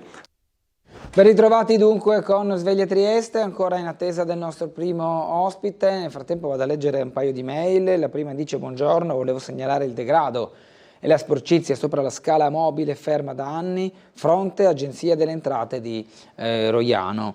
Questo lo metteremo diciamo, a segnarcelo nel eventuali sopralluoghi del mattino che potremo svolgere prossimamente. Un'altra mail riguarda le province. La persona eletta risponde al cittadino perché è eletta, ha detto Caligaris, nel nostro servizio. E poi mica spiegano che la maggior parte degli eletti non lo sarà con le preferenze, ma fatto dalle liste bloccate decise dalle segreterie dei partiti. E fa comodo anche ai partiti che dovessero perdere. Messa così è difficile non pensare al poltronificio per i trombati o senza titoli per essere nominati in altri enti. Così invece un altro telespettatore. Noi rimaniamo in tema di servizi e andiamo a invece vedere quanto presentato ieri al festival per quanto riguarda il Festival dell'Operetta, che torna a Trieste con 2 spettacoli. Ieri alla sala del Palazzo Gopčević è stato proprio presentato il programma di questi spettacoli.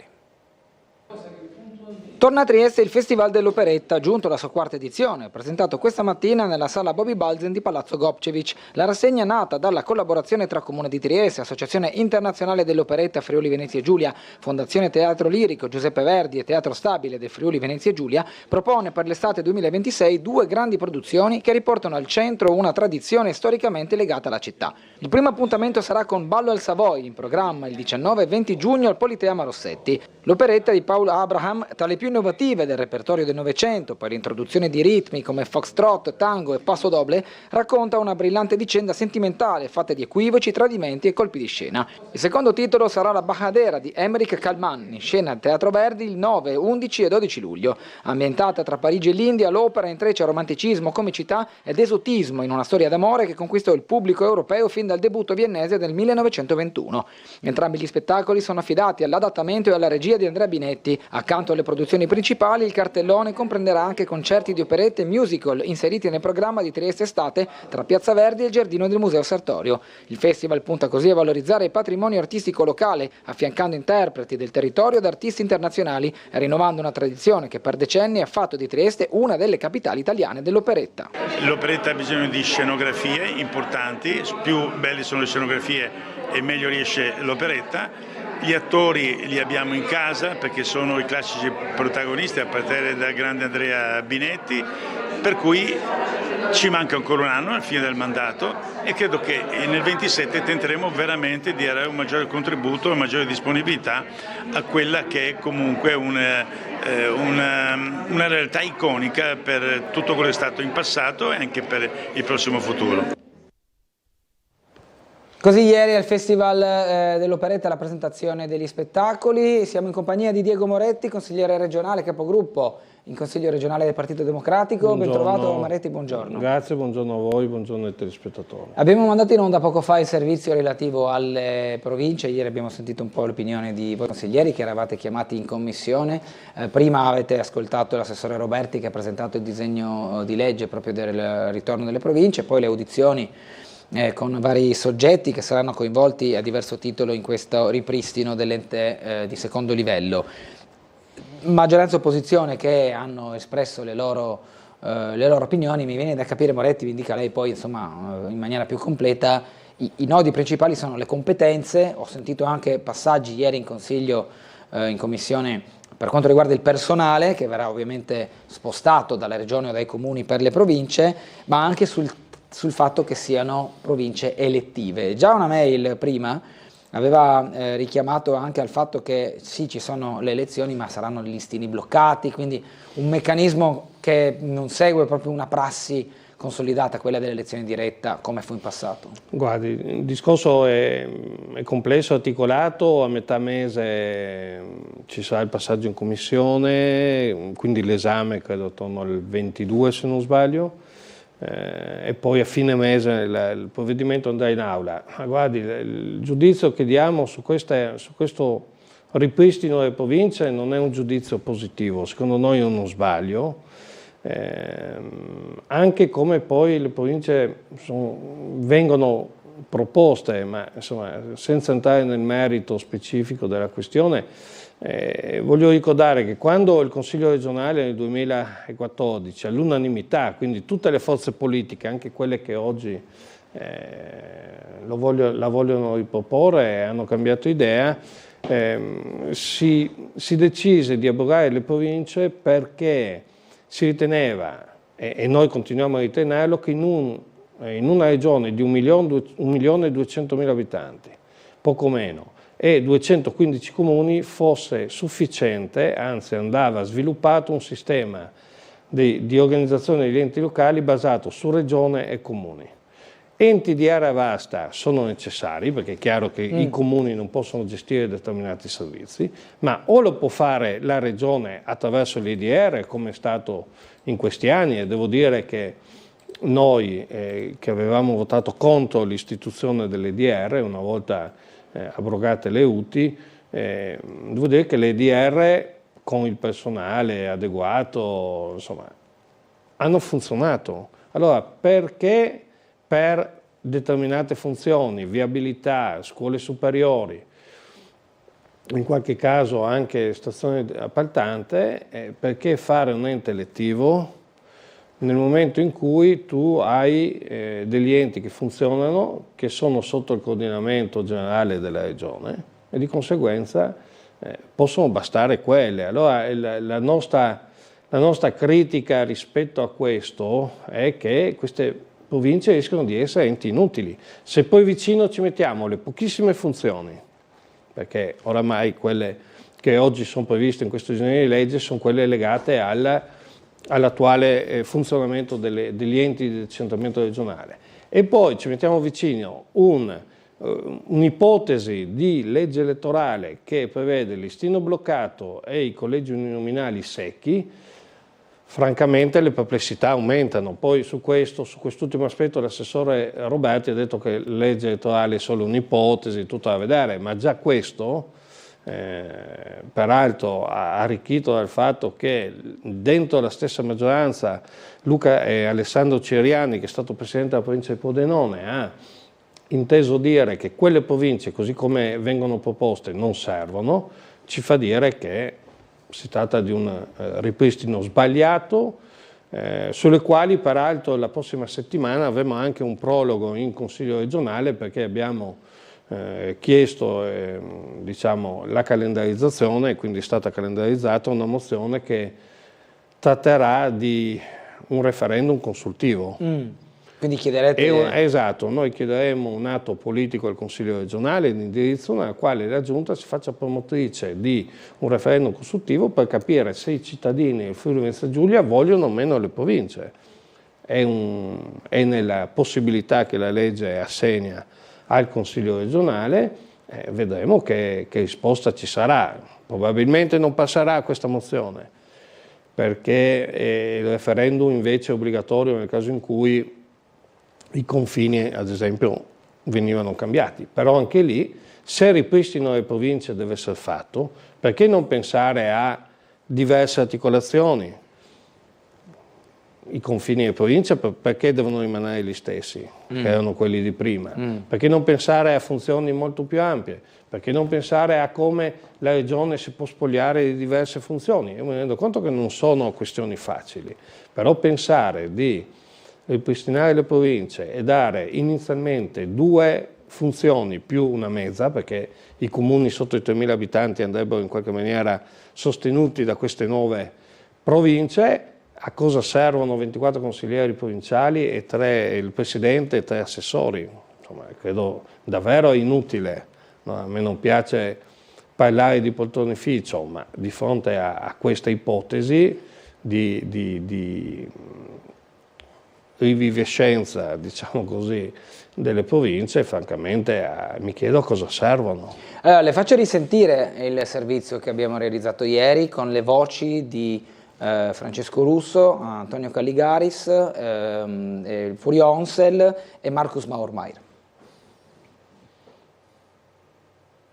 Personale dei Con la riunione della quinta commissione in Consiglio regionale, l'Aula di Piazza Oberdan incomincia ad affrontare il suo iter per il ritorno delle province. I lavori sono partiti con l'illustrazione della legge da parte dell'assessore alle autonomie locali Pierpaolo Roberti, quindi le audizioni dei soggetti coinvolti. Un argomento che, come noto, ha diviso l'opinione politica, soprattutto gli aspetti che riguardano le competenze da attribuire alle future province e il fatto che siano organi elettivi. Non sono convinto io, ma soprattutto non sono convinti quegli esponenti di centrodestra che qualche settimana fa hanno definito un poltronificio queste nuove province. Davvero non se ne sente il bisogno, non si capisce perché eleggere consigli provinciali da 24 persone con le giunte sostanzialmente per gestire le scuole e le strade. Ci saranno consigli provinciali in questo caso in cui si parlerà soltanto di come ritinteggiare un'aula o che bitume utilizzare. Siamo solo a un primo step, noi ci attendiamo o attraverso quello che può essere un cronoprogramma definito o attraverso una normativa già chiara, il fatto che le competenze che devono essere attribuite alle province non possono essere quelle passate, devono essere qualcosa di più esteso, di più articolato e quindi su questo continueremo a chiedere in modo leale nei confronti anche degli alleati che si arrivi a un risultato che le province siano questo primo passaggio ma anche molto di più. Forse il livello giusto non era uno che va, per esempio nel caso della provincia di Udine, no? da Sappada fino a Marano, cioè cosa può esserci diciamo, di strategia diciamo, comune, no? Lo facevano già gli EDR. Poi è chiaro che se viene introdotto un nuovo livello di rappresentanza dei cittadini, questo ben venga, perché siamo in un paese democratico, più diciamo, i cittadini sono coinvolti meglio viene. Noi vogliamo costruire un ente che fornisca servizi, portarlo più vicino ai cittadini e renderlo più efficiente, nel senso che se c'è un eletto, c'è un amministratore eletto e non un funzionario o un dirigente regionale, l'amministratore eletto risponde ai cittadini perché è vincolato al voto. Ecco, quest'ultima frase volevo riprendere, quella detta da Calligaris, Moretti. Ma il vincolato al voto, c'è una maggiore responsabilità quasi, no? Ma allora, in linea generale il senso di responsabilità può starci, ma che senso ha ripristinare un ente elettivo quando in tutta Italia, che nel resto d'Italia le province che sono rimaste, sono enti di secondo grado? Allora, ad esempio, gestire tutta la vicenda della Casa dei Comuni, come è chiamata questa funzione aggiuntiva, piuttosto che la viabilità di tipo provinciale, piuttosto che le scuole superiori, perché non farle gestire a quel punto ai sindaci? Quindi perché non creare un ente di secondo grado che ti darebbe altrettanta responsabilità e ti darebbe comunque la gestione diretta del territorio attraverso i sindaci? Allora, prevedere per 3 funzioni, 2 funzioni e mezzo, un ente elettivo,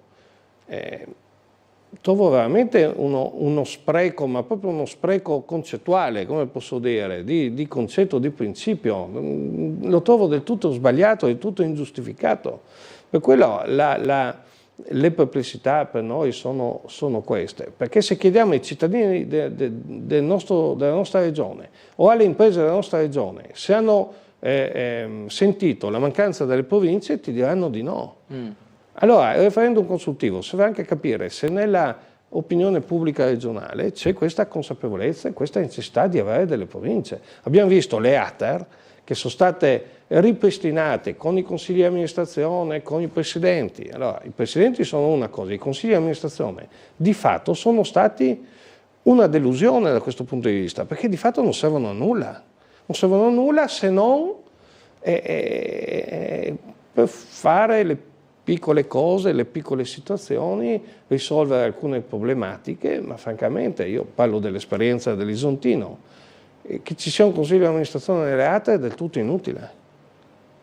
Che percepisce un gettone? Non si percepisce, sì, percepiscono un gettone, ma ci può anche stare nel momento in cui svolgono un ruolo di rappresentanza e di contatto tra problematiche del territorio e appunto un ente importante come le ATER.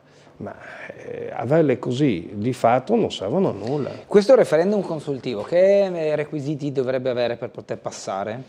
No, si tratta di una mozione di indirizzo che poi andrebbe esplicata con un quesito, con tutta una serie di procedure che il Consiglio regionale in questo caso dovrebbe attivare. Che però lei dice non è così ottimista sul fatto che possa passare con i voti. Ieri avevamo l'illustrazione da parte dell'assessore Roberti e una prima serie di audizioni, perché una seconda serie di audizioni ci sarà il 16. Però abbiamo percepito dall'assessore uno che si va avanti con quell'ipotesi, con quell'assetto di legge. Mi chiedo cosa farà Fratelli d'Italia, al di là delle parole che ho sentito dal collega Maurmeier, perché la divisione c'è, la divisione è forte, l'abbiamo letta, la percepiamo su questo tema. Ieri nessun collega di Fratelli d'Italia è intervenuto non dico nel dibattito, ma anche solo per chiedere chiarimenti a qualche audito, però francamente non siamo ottimisti, perché credo che la maggioranza voglia andare avanti e voglia portare di fatto l'unica legge di un certo spessore che in questa legislatura è passata sotto questo punto di vista. C'è una mail che dice: l'ospite propone un referendum per la ricostituzione delle province. Non mi sembra però sia stato proposto all'epoca per la loro abolizione. Servivano e come, non avevano solo competenze in ordine di strade e scuole superiori, scrive una telespettatrice. Guardi, la telespettatrice pone un problema serio nel momento in cui c'è stata la gestione della chiusura delle province. Questo può aver generato qualche difficoltà. Ricordo però che l'abolizione delle province, quindi l'avvio dell'iter che poi ha portato all'abrogazione da parte del Parlamento delle province in Friuli, Venezia Giulia, è stato votato all'unanimità. Quindi tutto il Consiglio regionale allora votò per l'abrogazione delle province. Perché? Perché quella volta si è anche in un determinato periodo storico, perché alla base c'era la necessità di avere un sistema basato su regione e comuni, perché c'era anche un clima nazionale che andava in quel senso. Poi a livello nazionale non sono andati oltre, insomma, le hanno fatte di secondo grado, eccetera.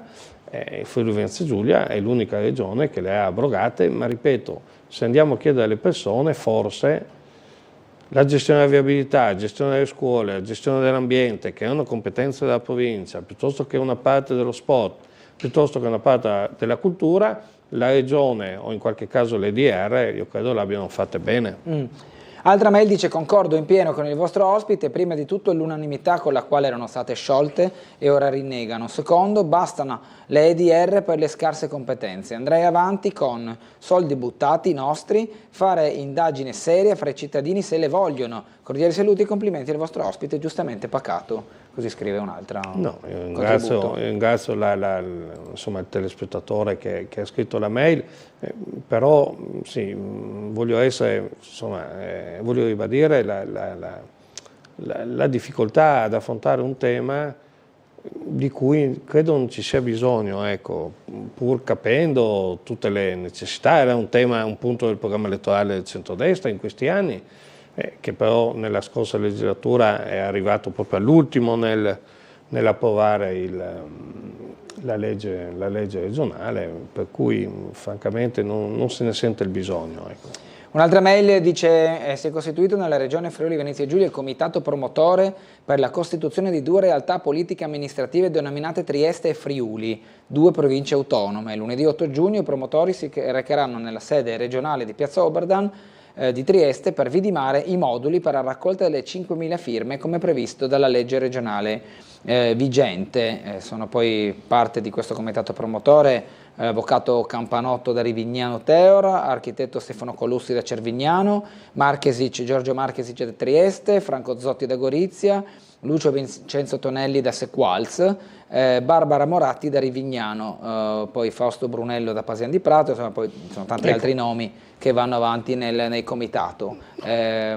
Presentano la proposta di legge regionale di iniziativa popolare ai sensi dell'articolo 27 Statuto speciale in applicazione della legge regionale 7 marzo 2003 per queste due province, il Friuli e Trieste. No, allora, ecco, io non condivido, però affrontare un tema di questo genere, quindi le aree vaste, con una proposta di legge popolare che poi ha il suo iter, deve raccogliere le firme, devono essere autenticati, insomma è tutto un iter che lo statuto della nostra regione prevede, e pensare alla nostra regione divisa tra Trieste e Friuli, ripeto, io non condivido, ma provare una logica nel momento in cui si vanno ad affrontare tematiche come queste. Io credo che il modello su due realtà, Trieste e Friuli, sia sbagliato, perché la nostra regione da sempre è una regione policentrica, però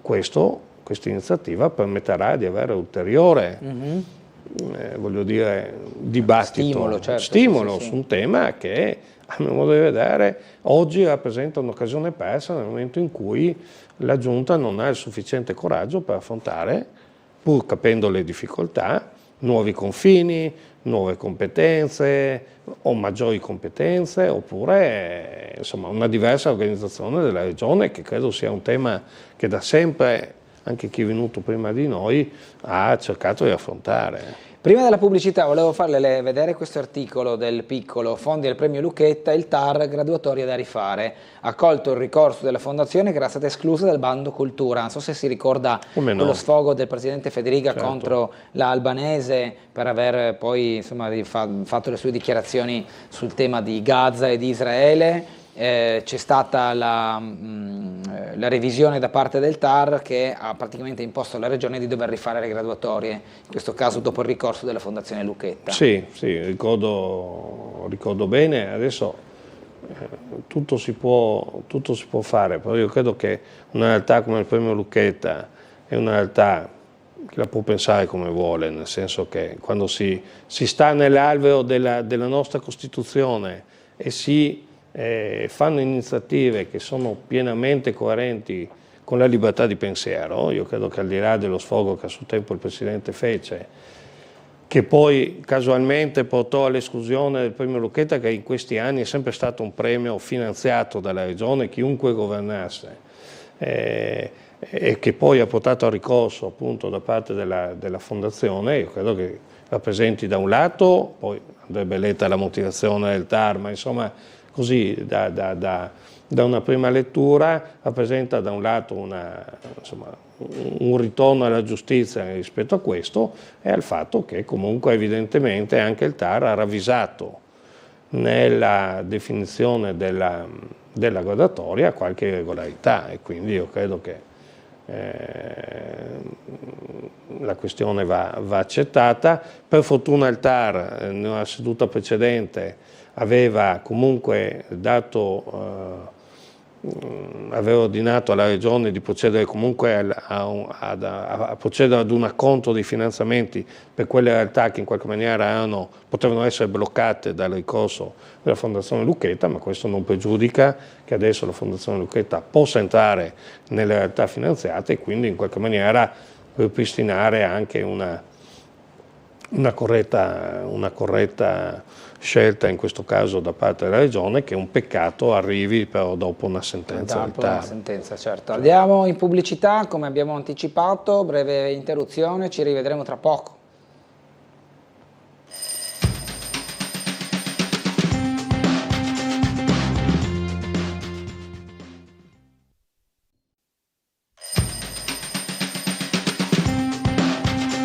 Torniamo in diretta con Sveglia Trieste, 8:37 minuti, in compagnia del capogruppo del Partito Democratico in Consiglio regionale Diego Moretti. Altri argomenti, oltre alle province, le crisi industriali, tavolo Electrolux, Federica sulla crisi Electrolux, leggiamo dal Piccolo, a Roma territorio unito, lunedì 15 giugno saremo compatti nel respingere una proposta che è irricevibile, così da Pordenone nel vertice con RSU e sindacati, in una situazione che continua a essere problematica soprattutto per il futuro del lavoro e dei lavoratori. Certo.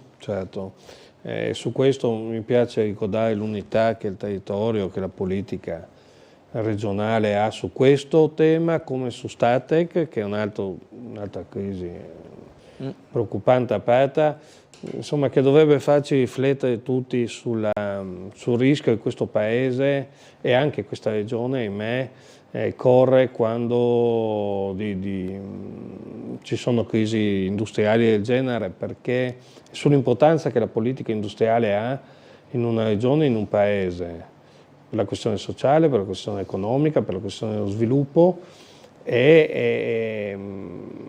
che dovrebbe far riflettere tutti quando magari si pensa che un'industria debba chiudere perché crea scompensi sociali o quant'altro. Io credo che su questo invece la politica debba avere la serietà di riunirsi, di unirsi rispetto a crisi come queste. Abbiamo visto quando si è paventata la chiusura, che poi in parte c'è stata attraverso la cessione di un ramo d'azienda di Wärtsilä, no? Tutti parlavano fino a prima che Trieste a Trieste l'industria non serviva, che a Trieste c'era bisognava puntare tutto sul turismo. Credo invece che quella vicenda abbia dimostrato come l'industria è fondamentale per qualsiasi territorio e l'industria va assolutamente sostenuta. E quando ci sono crisi del genere le istituzioni devono difendere in primis i lavoratori, le famiglie che vi lavorano e la prospettiva economica di un territorio, che un'industria così importante come Electrolux, ma Wärtsilä poteva essere a Trieste piuttosto che nell'Isontino alcune industrie da Fincantieri a quelle più importanti del territorio rappresentano appunto per il territorio. Ecco, io credo che a livello generale dovremmo sempre stare attenti come politica a demonizzare l'industria invece a sostenerla. Molto spesso si dice a Trieste si sta troppo puntando sul turismo e questo in qualche modo scalza anche l'interesse da parte di possibili investitori su approdare nel territorio per industrie. Lei vede questo connubio?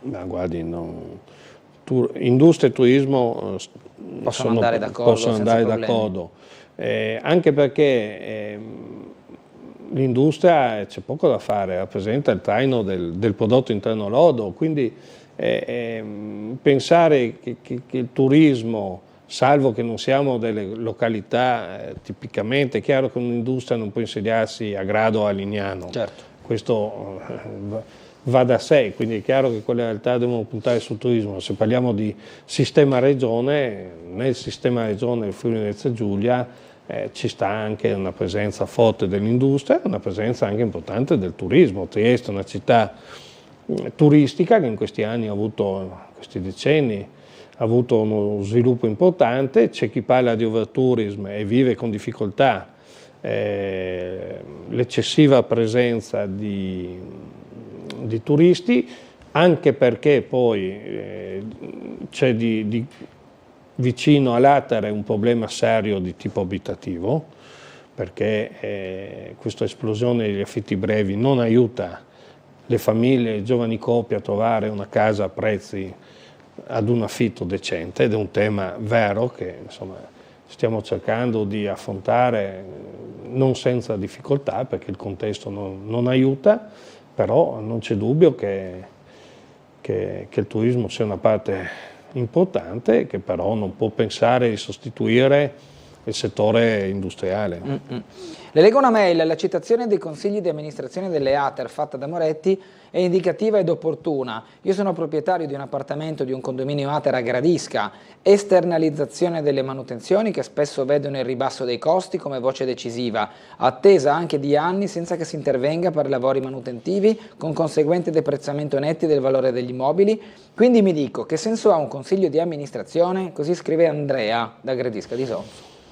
Guardi, il signor Andrea pone un problema che insomma, una richiesta di accesso agli atti qualche settimana fa ha permesso di avere un quadro completo di tutta la regione, che è quello di una profonda differenza tra ATER di diversi territori, in termini di tempistica per il riatto degli immobili, tempistica di manutenzioni, tempistica di interventi di riatto degli immobili, che varia da provincia a provincia. Certo.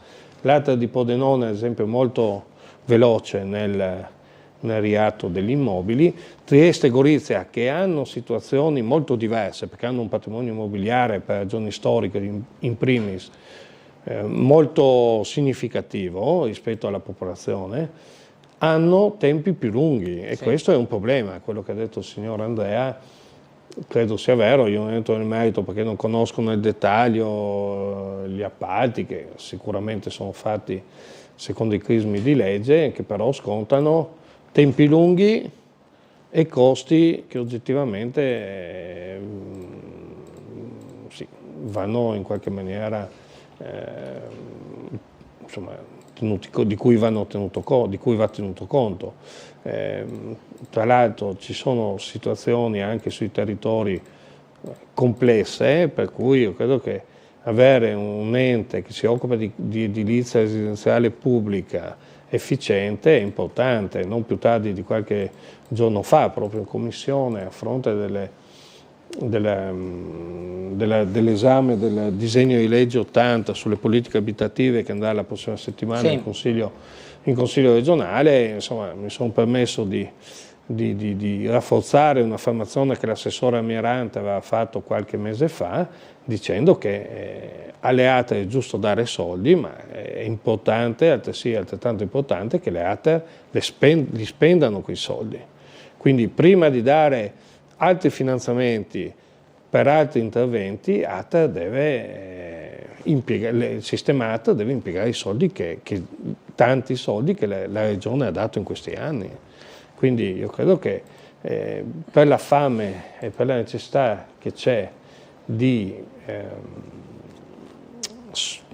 alloggi pubblici, alloggi a buon mercato, c'è necessità di fare quanto prima gare, bandi, graduatorie e assegnare alloggi che sono in questo momento vuoti. Il numero di alloggi vuoti nei nostri comuni e inagibili sono tanti. Ma perché secondo lei si va lenti? Cioè è un problema burocratico? Perché se dice Pordenone va più veloce e non è che Pordenone è un altro paese, quindi magari le regole valgono per tutte le ATER. Le regole sono le stesse. È chiaro che, come diceva lei, Gorizia e Trieste hanno un patrimonio più ampio, quindi dici vado più lento perché ne ho di più e quindi anche tutta una lista di priorità, di interventi, più appalti, Però c'è un motivo principale per cui secondo lei c'è questa differenza di rapidità nel riatto, che vuol dire ristrutturazione e rimessa a disposizione di appartamenti vuoti o sfitti? Guardi, una risposta definitiva non ce l'ha nessuno, è un insieme di fattori, una struttura probabilmente più snella, sicuramente a Pordenone vale il fatto che gli alloggi sono meno che a Trieste e Gorizia, però vale anche il fatto che ad esempio messi anche meglio già, esatto, sono più nuovi, quindi hanno necessità di meno, hanno un patrimonio ATER più giovane tra virgolette rispetto a Trieste e Gorizia che sono più vecchi, quindi magari da storie completamente diverse, ma hanno anche un sistema organizzativo interno evidentemente più efficiente, più collaudato, perché sono convinto che le cose vengano fatte bene dappertutto e vengano fatte secondo i crismi, però probabilmente più collaudato.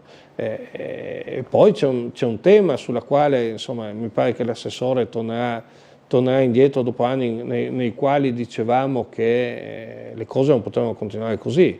Non possiamo pensare che Trieste e Gorizia, per le complessità che hanno, abbiano un unico direttore su 2 sedi. Il direttore è la figura, voglio dire, che ben più del presidente manda avanti, no? Non ha la rappresentanza politica, è un tecnico che viene scelto dalla giunta regionale, ma sulla base di curriculum, di esperienza. Allora io pensare che Trieste e Gorizia abbiano un unico direttore con migliaia di alloggi da gestire, con migliaia di alloggi da riattare, è una cosa che grida vendetta, voglio dire. Allora pensare ad un unico direttore per sede credo sia il minimo, e debba essere quanto prima rimesso mano a questa che è stata nel 2019, a mio modo di vedere, una scelta sbagliata che noi a suo tempo contrastammo, ma ahimè la Giunta vuole andare avanti in nome di un malinteso risparmio, di una malintesa efficienza che alla fine non si sono rivelati tali. Le leggo un'altra mail, dice: buongiorno, il suo ospite e a tutti i telespettatori. Io mi chiedo, il Friuli Venezia Giulia è stata l'unica regione che è riuscita ad eliminare le province, ora perché vogliono ripristinare questo ente inutile solo per fare burocrazia e più tasse per noi cittadini? Buona parte l'abbiamo già detto, ma se vuole rispondere a questa signora Serena, guardi, che scrive. Condivido quello che dice la signora, perché le cose stanno così, cioè di ritornare alle province credo non se ne sente il bisogno, ancora meno se le funzioni sono quelle che la legge prevede, che il disegno di legge prevede. Un'altra mail dice, in questo caso forse sarebbe il consigliere Russo più azzeccato a rispondere, visto il ritorno delle province, secondo voi il progetto di Trieste città metropolitana diventa a questo punto non più realizzabile? Allora, con le province sicuramente no, però il tema che a suo tempo il senatore Russo, appunto quando stava al Senato, aveva posto, era un problema che si può essere d'accordo o meno, ma è un problema che questa regione a statuto speciale, che vede 4 province, di cui una che ha 6 comuni e 280.000 abitanti, di cui 250.000 solo di una città, che ha una provincia con 25 comuni deturpata del suo territorio storicamente appartenuto, che è quella di Gorizia, che ha 138.000 abitanti, e poi ha una grandissima provincia che è quella di Udine, che peraltro nel 64 viene costituita quella di Pordenone, però questo dà anche l'idea del fatto che la policentricità di cui abbiamo parlato può stare all'interno di una unicità che è quella della regione Friuli Venezia Giulia, e quindi pensare a 2 province, Trieste e Friuli, come legittimamente pensano gli amici che lunedì inizieranno la raccolta di firme, ecco, merita un dibattito, non una riproposizione tale quale del 2015 o 2016 che invece la Giunta vuole proporre. Nell'Isontino ci sono movimenti anche nel centrodestra o nella Bassa Friulana, anche nel centrodestra, che ad esempio dicono la provincia di Gorizia non può essere quella attuale, ma deve ampliarsi ai territori, diciamo così, storicamente appartenuti alla diocesi, no? Quindi la diocesi va dal Cervignanese a Duino Auresina. Perché non pensare a una cosa del genere? Non c'è neanche stato lo sforzo. Ecco, in quel caso lì, per legge, sarebbe obbligatorio il referendum. Le faccio una domanda io in questo caso. Sentivo anni fa, adesso non devo essere onesto, è un po' di tempo che non sento più parlare di questo, di istituire una provincia di Tolmezzo, sì, la provincia della Carnia fondamentalmente. E ancora, cioè, posto che non è all'interno della legge, perché mi pare aver capito che non c'è. Ma è un aspetto che avrebbe senso? Guardi, il referendum sulla provincia della Carnia fu promosso dalla Giunta Illy. Sì. Quindi dopo il 2003, adesso non ricordo se il 2005, 2005-2006. Non passò, ma il tema di una provincia, ad esempio, della montagna, sì, esatto, ecco, che da Tarvisio arrivi fino a Clout, questo può essere un tema, perché poi viviamo quotidianamente la difficoltà di questi territori ad essere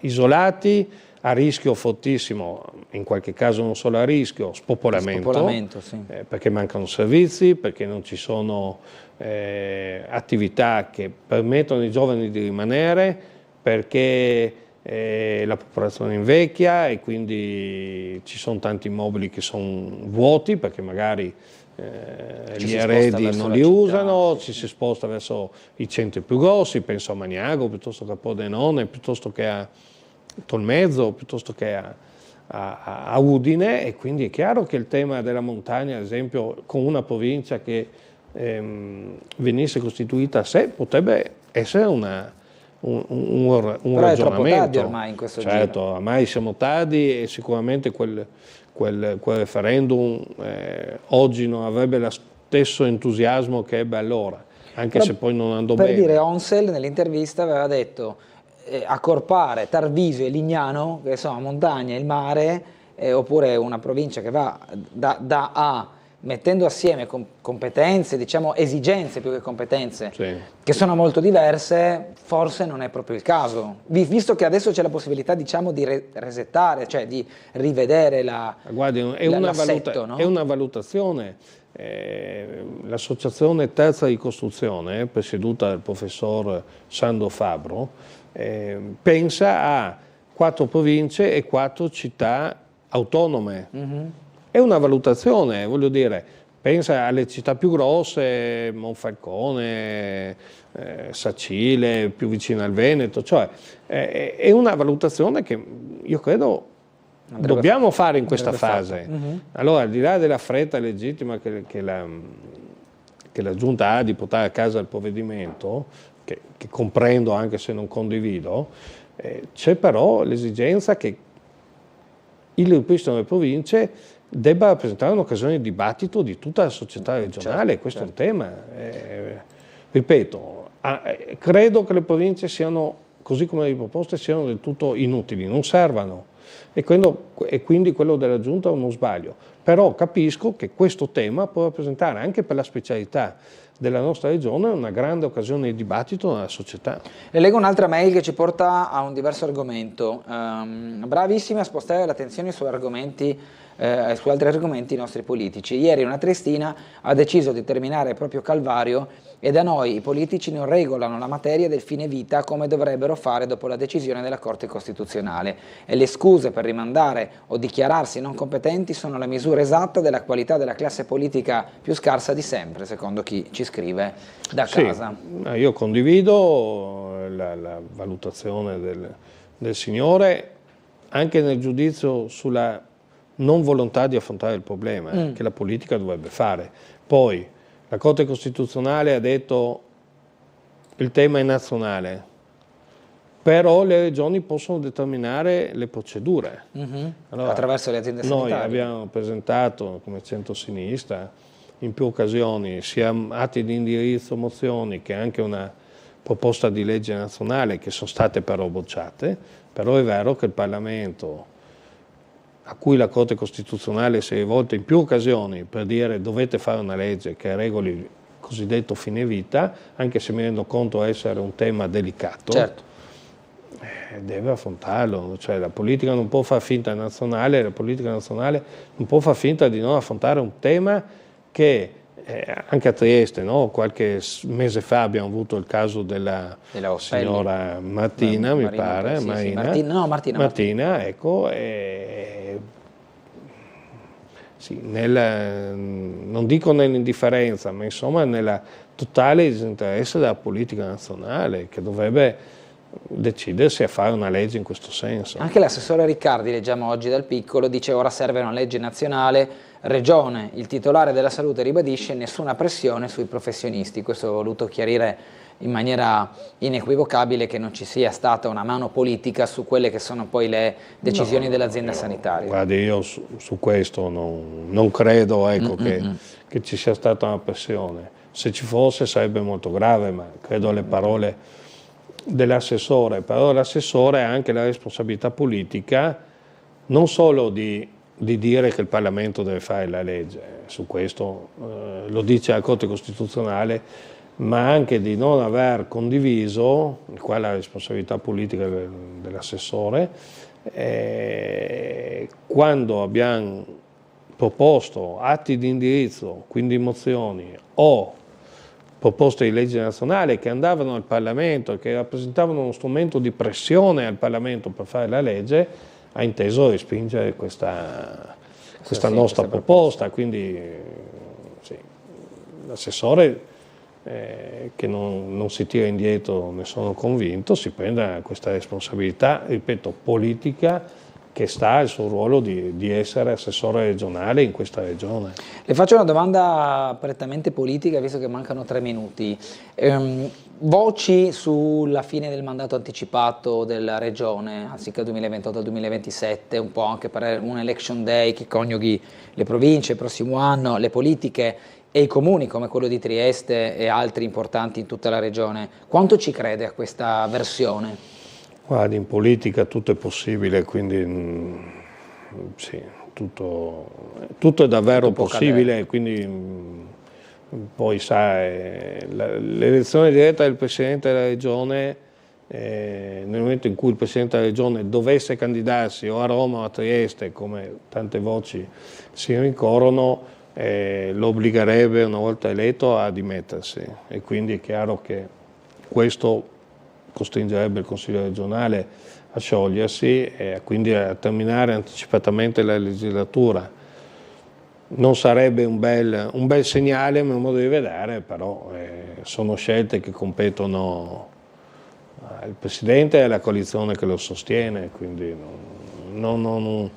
sì, sono voci che si sentono di continuo, però a mio modo di vedere non sarebbe un bel segnale, ecco, terminare anticipatamente la legislatura perché il Presidente si candidi, ripeto, o a Roma o a Trieste, perché questo dicono le voci, però sono scelte che devono essere alla base di valutazioni di altri, per cui non entra in merito. Più di tanto non entro nel merito, ecco. Per quanto riguarda invece la finanziaria, cioè l'assestamento di bilancio che avrete a luglio, si parla di 1 miliardo e passa, insomma, queste sono le importanti.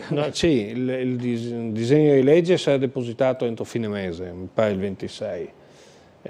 Quindi vedremo quando sarà depositato a quanto ammonterà questa cifra, ma si parla di oltre 1 miliardo, sì, quindi cifre anche quest'anno significative. La regione è ricca. La regione è ricchissima, il merito è di tutti, perché ricordo che la diversa modulazione delle entrate sta alla modifica che nel 2017 Deborah Serracchiani fece con l'allora ministro e l'assessore Peroni fecero con l'allora governo Gentiloni, e ha permesso di recuperare enormi risorse perché il sistema di compartecipazione e quindi di partecipazione alle entrate che la nostra regione ha da sempre è legata a quanto si matura in questa regione a livello di entrate, di tasse, di imposte, di tributi, e non più al versato come era prima. E poi ci sono stati gli accordi finanziari, il governo con la nostra regione e con le altre regioni a statuto speciale che hanno permesso di recuperare altre risorse, quindi negli anni del Presidente Federica. Quindi, ripeto, il merito è di tutti, è una regione ricca che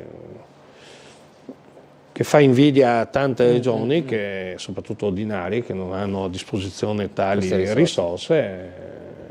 È vero, è vero. Bene, dobbiamo andare in pubblicità, sono le 9, io ringrazio Diego Moretti, consigliere capogruppo del Partito Democratico nel Consiglio regionale. Grazie a voi. Buon lavoro e buona giornata. Grazie.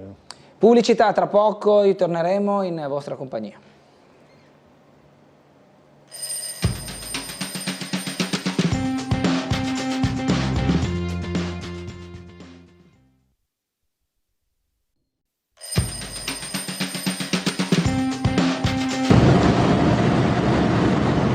Questa notte abbiamo ultimato la prima fase di salita di Gretta e anche di Strada del Friuli continuerà nei prossimi giorni, nelle nottate.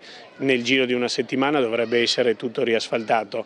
Sono partiti la notte scorsa a Gretta gli interventi d'asfaltatura delle strade per i quali il Comune investe quasi 1,5 milioni di euro, cantieri che richiederanno chiusure stradali, in alcuni casi notturne e altri in orario diurno. Prossimamente via Cisternone, ieri è stata fatta via Zandonai, naturalmente abbiamo visto alcune vie più centrali come parte di via Mazzini, parte di via Imbriani, di via Carducci, di via Milano. Nelle prossime settimane andremo a intervenire in via Svevo, in un ampio tratto di percorso spesso rovinato anche dai camion, dai tir che utilizzano quell'ingresso per il porto, e poi a seguire Campi Elisi. Naturalmente ci sono delle vie anche in zone un poco più centrali, quindi viale Terza Armata, via Ciamician, quindi nella zona retrostante, diciamo, l'ex compendio militare. Molto atteso l'intervento in via Svevo. La via Svevo è stata inserita con i finanziamenti che l'assessorato che ho il piacere di seguire ha avuto a dicembre, per cui quel €1.000.000 che si è avuto il 20 dicembre è stato immediatamente cantierato e quindi anche grazie agli uffici nel giro di 5 mesi e mezzo, neanche 6, le lavorazioni vengono effettuate. Quello che continuo a dire è che ci vuole una forte programmazione tra il momento in cui le risorse vengono rese disponibili e ovviamente quel passaggio di 6-8 mesi per riuscire a vedere i lavori completati. Sì. Bene, ben ritrovati in diretta con Sveglia Trieste. Avete visto il servizio dedicato al punto sulle asfaltature in città. Ne potremo anche parlare fra poco con il nostro ospite Giorgio Cecco, consigliere in quinta circoscrizione di Idea Giuliana. Ben ritrovato. Buongiorno a tutti, ciao, grazie. Sì lavori e sì opere, ma anche sicurezza. Proprio in quinta circoscrizione, mi diceva anche adesso prima di entrare in studio, è alta l'attenzione dei residenti che chiedono ai consiglieri anche della circoscrizione, nonché quelli comunali, di prendere misure, di fare attenzione, di avere attenzione a riguardo di questa tematica, che poi può essere però in qualche modo affrontata in diversi modi. C'è chi richiama un maggior senso di controllo delle forze dell'ordine statali, polizia, carabinieri, guardie di finanza, chi approva la scelta di un controllo di vicinato e anche dell'impiego degli steward privati, in questo caso con una convenzione con gli enti locali.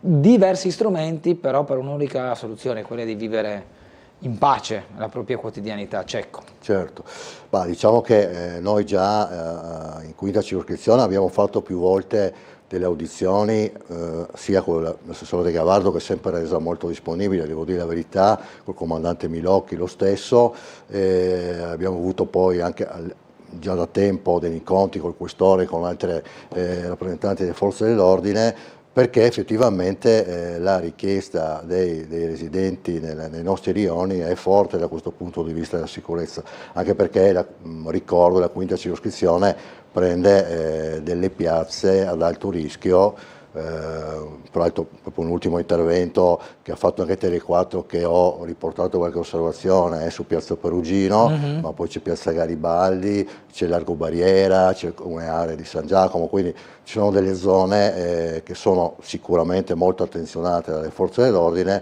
ma dove i residenti e i commercianti richiedono ancora una maggiore attenzione. Ecco, noi abbiamo così personalmente ho anche sollecitato una presenza, soprattutto nell'ultimo episodio che abbiamo avuto in Piazza Perugino, ma poi ne susseguono, di avere una maggiore presenza nelle ore notturne, ma una presenza fissa. Noi avevamo chiesto questo già al passato questore, avevamo chiesto di avere un presidio fisso. Lui diceva che sì, però loro hanno rilevato che è meglio che non ci sia uno fisso, ma che poi girino continuamente. Io credo che però in situazioni veramente esasperanti come questa di Piazza Perugino, dove la gente non dorme di notte e ha dei grossi problemi, per almeno un periodo dare la possibilità di avere un presidio notturno fisso potrebbe essere. Allora è chiaro che non risolve la questione, perché poi magari ci spostano da un'altra parte, sì, ma intanto fai un qualcosa di importante, si spostano, poi ti sposti anche tu con quel presidio. Quindi secondo me c'è da valutare questa cosa seguire, del presidio. fino a che non si stufino in qualche sì, maniera. Esatto, io mi ricordo anche già l'altro anno c'erano tutti quei problemi in Piazza Garibaldi e mi diceva proprio un commerciante della zona, sì, ma mi stanno qua di giorno, io apro era una rivendita di tabacchi, io apro alle 5-6 di mattina e il problema c'è a quell'ora, ma non c'è nessuno. No? Certo. Allora, c'è un immediato riscontro, perché quando li chiami arrivano velocemente, però non sono sul momento reale del problema. Diciamo che poi in realtà è chiaro che noi non possiamo diventare una città dove ci sono, ogni angolo c'è una presenza delle forze dell'ordine, sì, ma sicuramente c'è un problema di base, perché quello che lamenta soprattutto i cittadini è quello che sì, sono bravi, riescono anche a individuare chi sono, cosa fanno, con il reato e tutto, alla fine il giorno dopo me li ritrovo in strada. Allora, il problema grosso secondo me è un problema procedurale e giudiziario alla base. È una catena di problemi, no? Sì, sicuramente bisognerebbe, dal punto di vista normativo, trovare qualcosa, perché effettivamente... Allora, ci sono delle situazioni di disagio che vanno affrontate nell'ambito sociale, certo, questo sicuramente.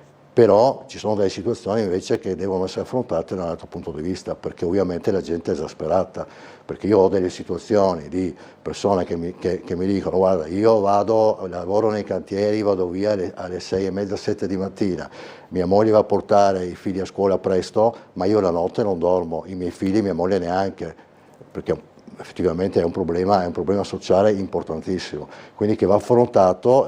Abbiamo visto sicuramente negli ultimi anni degli sforzi importanti da parte sia della polizia locale in supporto alle forze dell'ordine e alle forze dell'ordine stesse, che portano dei risultati, però effettivamente non sono sufficienti, evidentemente c'è qualcos'altro da fare. Questo è quello che chiedono ovviamente i cittadini. E come dicevo prima, è un problema complesso e che si concatena con tanti aspetti nazionali, certo, il sovraffollamento delle carceri, certo, l'intasamento degli uffici dei tribunali, certo, e ovviamente quindi anche la depenalizzazione di determinati reati considerati minori, come possono essere gli schiamazzi, sì, e determinati vandalismi. Questo comporta poi che queste persone non abbiano una reale punizione immediata, e che, come diceva lei Cecco, sì, faccio casino oggi, scusatemi il termine, mi vengo controllato, documenti, vengo portato in questura, domani sono di nuovo qua. Sì, poi è anche vero che la presenza molto elevata di cittadini stranieri incide, no? Perché comunque c'è anche una cultura diversa, e questo non possiamo negarlo, no? Quindi c'è anche questo problema. Preventivamente, se noi vediamo questi piccoli reati, però anche non tanto piccoli, perché lo vediamo che sono collegati anche allo spaccio, quindi diventa una cosa dal punto di vista sociale importante, sono spesso collegati a cittadini stranieri, a gruppi di stranieri che effettivamente creano queste situazioni che ovviamente noi non eravamo abituati, però negli ultimi anni si sta incrementando questo. Ok, dobbiamo andare fra un po' in pubblicità. Questo abbiamo già letto. Sì, andiamo in pubblicità, approfittiamo, andiamo in pausa, poi ritorniamo, affronteremo altri argomenti, anche sempre declinanti sulla sicurezza, ma anche sull'ambiente, perché oggi, certo, è la giornata dedicata. Tra poco.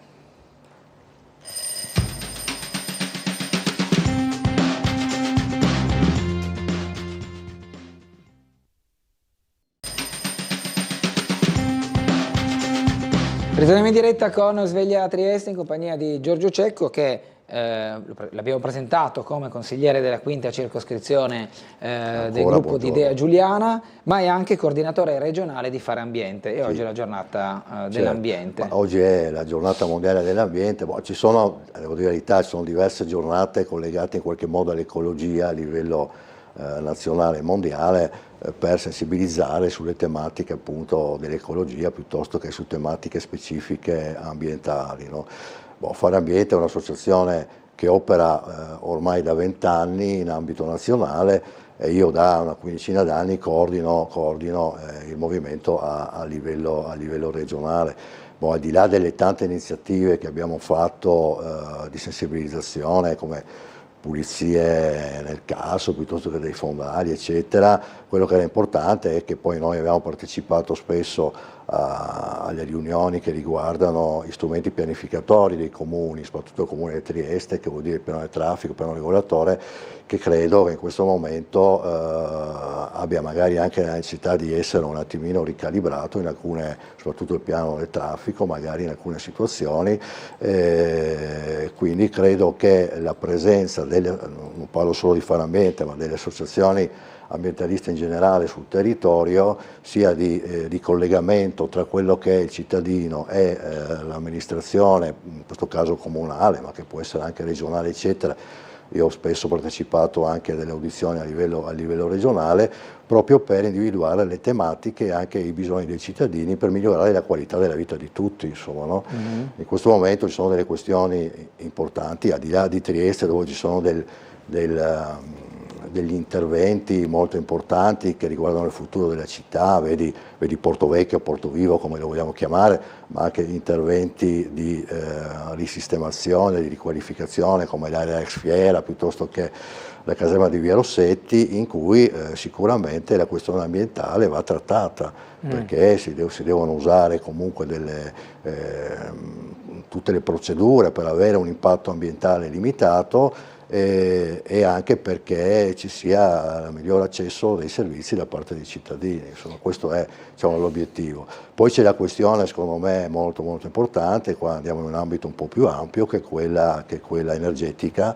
Noi ovviamente viviamo in un momento di difficoltà anche per le nostre famiglie, le nostre imprese, visto il costo dell'energia. Noi abbiamo un problema importante, che è quello di non essere autonomi da questo punto di vista.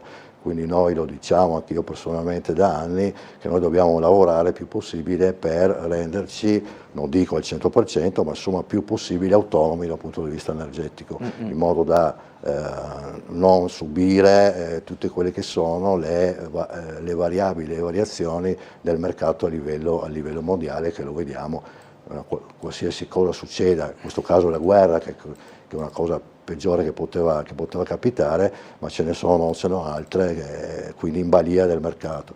Noi fra l'altro abbiamo visto, adesso faccio un accenno, visto che ha riportato anche il quotidiano locale, sta andando avanti il raddoppio della centrale del Cusco, abbiamo una centrale a pochi chilometri qua di Trieste, la posizione di Fare Ambiente sul nucleare è noto, diciamo, noi crediamo già all'epoca del famoso referendum che non bisognava assolutamente fermare la ricerca. Noi siamo, qua devo dire la verità, in linea anche con il nostro presidente della regione Federica, per un nucleare di nuova generazione pulito, perché sicuramente abbiamo bisogno, non possiamo focalizzarsi soltanto su una parte, ma dobbiamo avere in questo momento un mix energetico di cui una quota di nucleare, attualmente lo stiamo comprando dalla Francia e dalla Svizzera, e in quota anche dalla Slovenia, ma credo che un'eventuale partecipazione con i nostri vicini in qualche modo potrebbe essere utile per abbassare le bollette di tutti.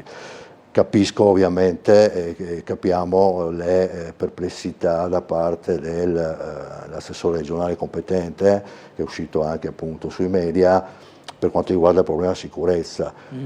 Difatti sembra che non ci sia rapporto da questo punto di vista con la Slovenia per collaborare proprio appunto da un punto di vista della sicurezza. Io credo che questo invece debba avvenire, quindi capiamo le perplessità e l'attenzione che ha l'amministrazione regionale da questo punto di vista.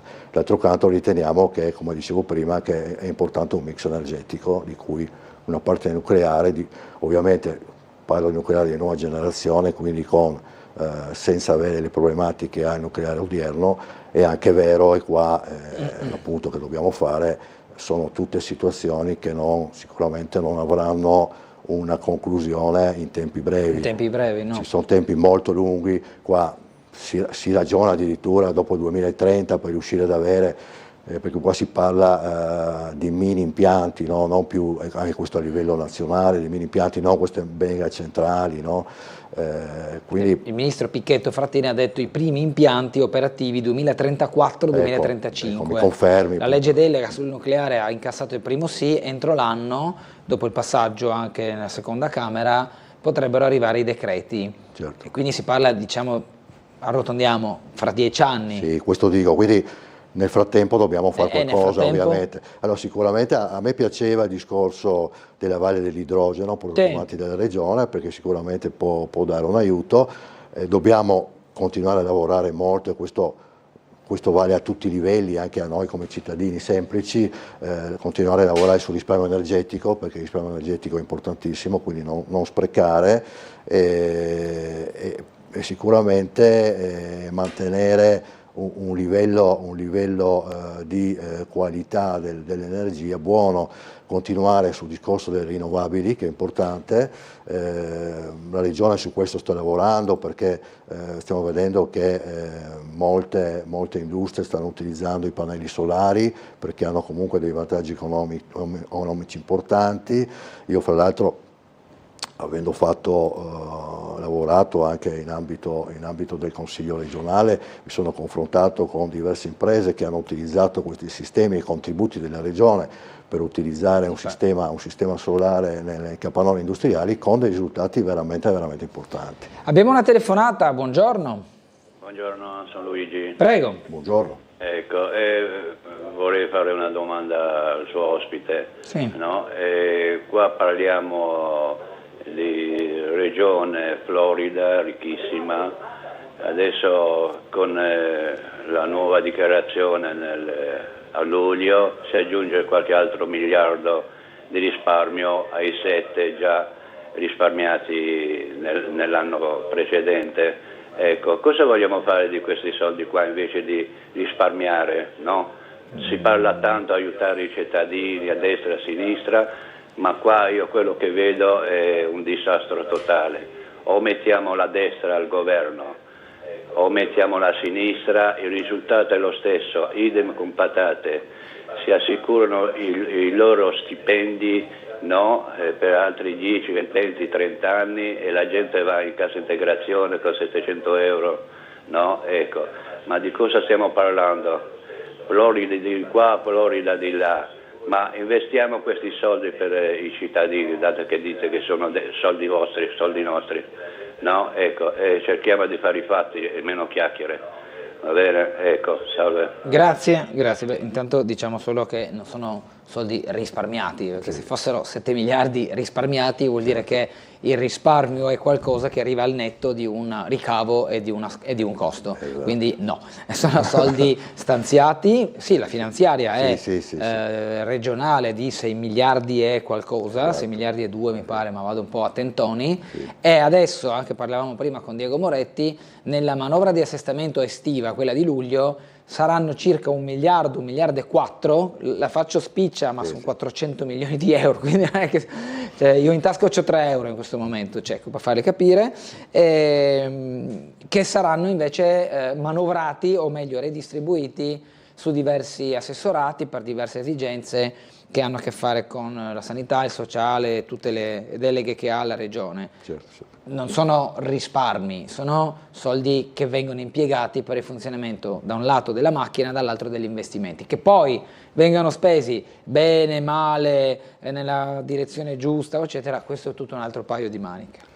Sì, diciamo che comunque gli interventi, cioè basta entrare nel sito della regione e vedere tutti i contributi che ci sono per le persone fisiche, le famiglie e anche le imprese, per capire di cosa stiamo parlando. Cioè, la nostra regione sta operando in maniera molto buona a livello di distribuzione delle risorse. Dopodiché dobbiamo ricordare che una grossa parte viene impiegata per quanto riguarda la sanità, questo sicuramente, quindi è una partita molto importante, però il supporto che viene dato alle famiglie e alle imprese è fondamentale e sicuramente in crescita. Noi abbiamo dei bilanci regionali che se li sognavamo anni fa, quindi con importi veramente importanti, e devo dire la verità che io ho seguito, appunto,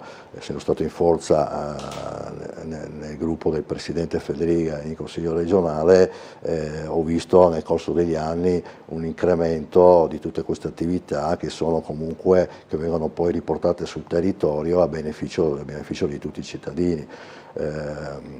Noi come gruppo a suo tempo abbiamo ovviamente fatto delle sollecitazioni e richiesto attraverso gli emendamenti finanziari di alcune poste importanti con il consigliere Grilli, mediamente noi le abbiamo fatte soprattutto in ambito sociale, sono state praticamente tutte accolte dalla Giunta, quindi assolutamente c'è una grande sensibilità da questo punto di vista, quindi non posso dire niente di più. Insomma.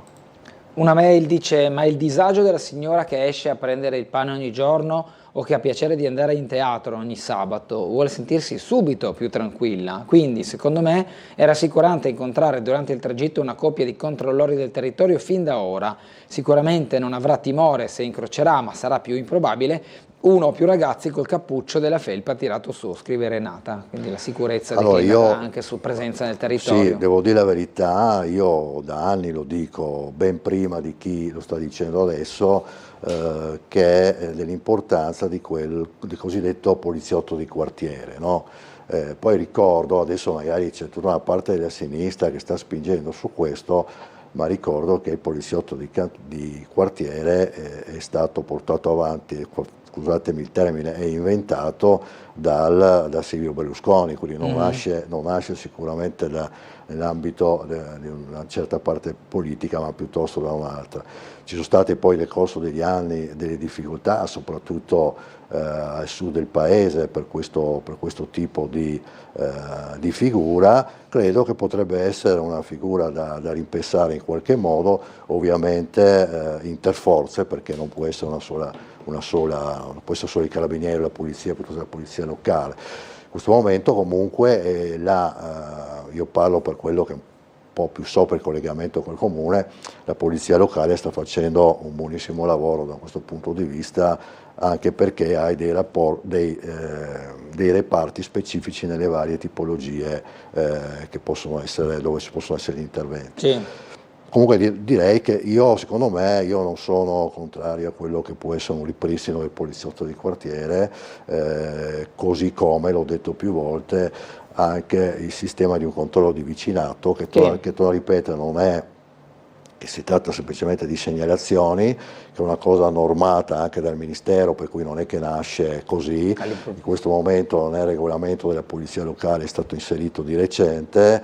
Risponde a una legge regionale oltretutto. Però diciamo che poi c'è tutto da costruire, insomma, non è che... però io credo che è ben chiaro, proprio sul vademecum previsto dal Ministero, ben chiaro cosa vuol dire, nel senso c'è praticamente un aiuto a quelle che sono le forze dell'ordine, sicuramente non si sostituisce niente a nessuno da questo punto di vista. Quindi credo che sono varie forme, vari sistemi che possono aiutare. Poi io anche come associazione sono sempre favorevole a quello che è un sistema di sussidiarietà, quindi con progetti, idee e anche sostegno che arriva dal cittadino, quindi dalle associazioni presenti sul territorio. Dobbiamo andare in pubblicità, 9:30, ci fermiamo brevemente e poi ritroveremo di nuovo la diretta fra pochi minuti.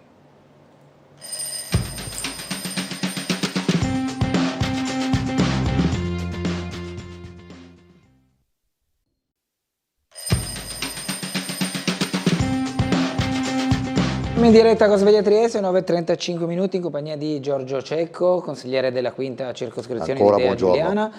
Come sta proseguendo il percorso di Dea Giuliana all'interno della politica triestina, posto che ci sono dei consiglieri comunali, Roberto Cason e Mirko Martini, e c'è il consigliere Grilli, Carlo Grilli, io parlo dei triestini logicamente, poi ci sono anche altri consiglieri in consiglio regionale, che sono fondamentalmente consiglieri che dopo la nascita di Dea Giuliana portano questo logo avanti, eletti chi con la lista di Piazza Noi Moderati e chi con la lista Federica per quanto riguarda Grilli, però è un nuovo soggetto. Sì.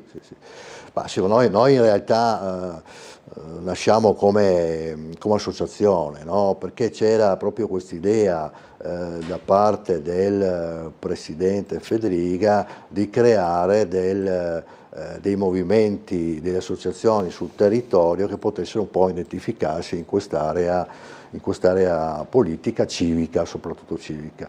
A un certo punto noi abbiamo fatto un paio di calcoli e abbiamo visto che cominciavamo a essere un centinaio di persone, di cui appunto il consigliere regionale Carlo Grilli, i 2 consiglieri comunali Martini e Cason, e poi avevamo già 8 consiglieri circoscrizionali che sono i consiglieri che coordino io a livello di Idea Giuliana, e quindi cominciavamo ad avere un peso politico anche, così, diciamo, non dico enorme, ma insomma un nostro piccolo peso politico significativo. E a quel punto avevamo pensato di trasformare questo in un gruppo civico, nascendo appunto, partendo dal comune con i nostri 2 consiglieri, quindi essendo i 2 potevano creare il gruppo consigliare comunale, e dopodiché accaduta anche i nostri consiglieri circoscrizionali, chi aveva la possibilità di essere in più di 2, hanno fatto come per esempio in quinta circoscrizione noi siamo in 3, quindi abbiamo fatto il gruppo, e chi comunque pur restando magari nel gruppo misto perché sono singoli, e hanno comunque il cappello della civica Idea Giuliana. Chiaramente il nostro ambito è quello collegato in qualche modo al gruppo Federica Presidente, e comunque nell'area civica moderata del centrodestra.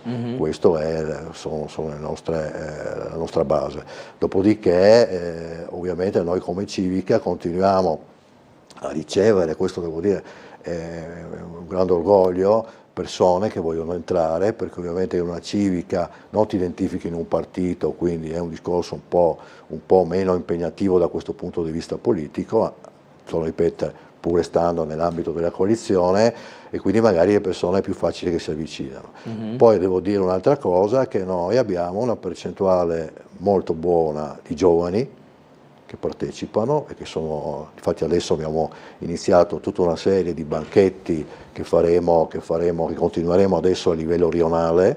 Abbiamo fatto uno in Largo Bonifacio qualche settimana fa, e l'ultimo invece tutto quell'evento sulla mobilità sostenibile sulle bici in Piazza della Borsa. Questo era coordinato e gestito dai nostri giovani. E dopo abbiamo una percentuale ben superiore al 50%, quindi direi anche probabilmente superiore al 60% di donne, e questo sicuramente è un motivo, diciamo, anche questo di orgoglio, perché sono poche le liste, i partiti politici che possono vantare queste percentuali. E quindi continuiamo a essere in crescita, e vogliamo portare avanti questa nostra idea civica all'interno della coalizione, soprattutto partendo dal territorio. Per questo adesso riprenderemo i giri nei rioni, perché noi vogliamo ascoltare, prima di tutto l'ascolto per noi è importante, l'ascolto dei cittadini. Secondo lei, allora, se un domani dovesse ritornare a vincere le elezioni la coalizione di centrodestra, che includa anche Idea Giuliana, quali saranno secondo lei in questo momento, posto che si vota fra un anno, quindi magari fra un anno cambia tutto, ma mettiamola come se fosse oggi, quali sono le priorità da dover affrontare subito? Perché in questo periodo storico Trieste sta comunque cambiando molto rispetto al passato, vuoi la spinta turistica, vuoi anche la questione della sicurezza di cui abbiamo parlato prima, le vulnerabilità, ma anche le cose positive, anche la spinta magari a nuovi investimenti che hanno a che fare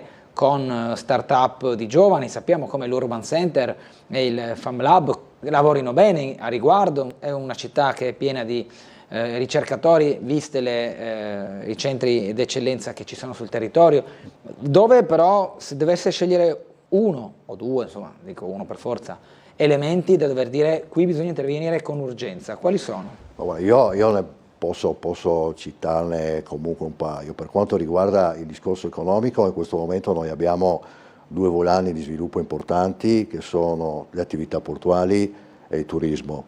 Ma io credo, l'ho sempre detto anche come ecologista, che una quota di industria di qualità debba esserci, ed è importante che ci sia. Noi abbiamo alcune difficoltà nell'ambito industriale, di cui la Regione, devo dire la verità, sta spingendo e in qualche modo sostenendo, però sono effettivamente delle situazioni cui noi dobbiamo tener conto. Quindi io credo che da un punto di vista economico noi dobbiamo lavorare per mantenere e incrementare quello che sono le attività sicuramente portuali per quanto di competenza, e sul turismo ovviamente di qualità, di nicchia, perché noi abbiamo sicuramente un turismo di massa, stando molto attenti a quello che è poi tutto il discorso che comporta da un punto di vista sociale, perché vorrei ricordare che ovviamente il turismo può portare tanti soldini, ma anche dall'altra parte può portare delle difficoltà al cittadino, quindi Certo. coniugare il più possibile queste attività. Dopodiché, torno a ripetere, una quota di industria importante per cercare con questi tre elementi di mantenere il più possibile i nostri giovani sul territorio, perché ovviamente sono un papà o due ragazzi, sono non ragazzini perché ormai hanno la loro vita, ma che hanno subito un po' queste cose, quindi secondo me dobbiamo cercare di mantenere i nostri giovani, è giusto che facciano le esperienze all'estero, ma poi che ritornino a lavorare a casa chi ha la voglia di farlo. Quindi sicuramente le opportunità per giovani dal punto di vista lavorativo in questo momento ci sono tante. Poi io direi un'altra cosa prioritaria è chiudere portare avanti alcune situazioni che possono essere altri volani di sviluppo, come ovviamente il Porto Vecchio, ma anche degli interventi importanti, accennavo prima, su riqualificazione di aree come quelle appunto del campus su Via Rossetti, piuttosto che l'ex Fiera, insomma, sono degli interventi che assolutamente la prossima amministrazione deve in qualche modo chiudere. Stessa cosa vale per l'acqua marina e tutte quelle cose che sono delle esigenze importanti per la città. Le leggo una mail: buongiorno, in via Svevo, altezza scuola, la strada è piena di buche, pericolosissima per la circolazione dei motocicli. Quindi un intervento anche lì, abbiamo visto anche in apertura di questo blocco, compagnia di Giorgio Cecco, il servizio con l'intervista all'assessore Babuder sul piano asfaltature che beneficia del periodo tardo primaverile, inizio estivo, che permette proprio come clima di poter intervenire sugli asfalti. Sì, guarda, una delle maggiori, come l'ho detto altre volte, una delle maggiori richieste che ricevamo nelle circoscrizioni è proprio quella della manutenzione di strade e marciapiedi. Adesso finalmente ci sono arrivate, il Comune ha deciso di mettere nuove risorse importanti sulla manutenzione, sono iniziati i lavori, quindi ben venga. Credo che mantenere, ecco, questo è un altro punto sicuramente importante per la qualità della vita dei cittadini, mantenere delle risorse importanti dal punto di vista appunto economico per le manutenzioni di strade e marciapiedi sia veramente importante, perché i cittadini risentono. Noi abbiamo una cittadinanza, è noto, insomma, con un'età abbastanza elevata, perché ovviamente sono tantissimi anziani, e quindi questo è una collegata poi alla mobilità, sono due cose, un'altra prioritarie secondo me per quanto riguarda la nostra città. Certo. Noi abbiamo la fortuna di avere un trasporto pubblico molto buono, fra i migliori d'Italia se non il migliore,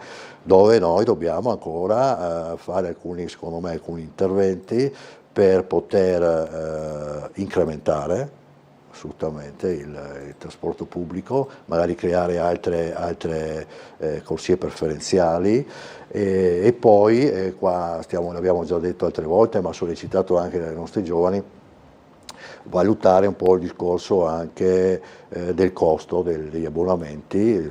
Qua stiamo lavorando anche dal punto di vista regionale, perché ovviamente dipende dalla regione, perché chiaramente più abbassi il costo, più gente può utilizzare il servizio.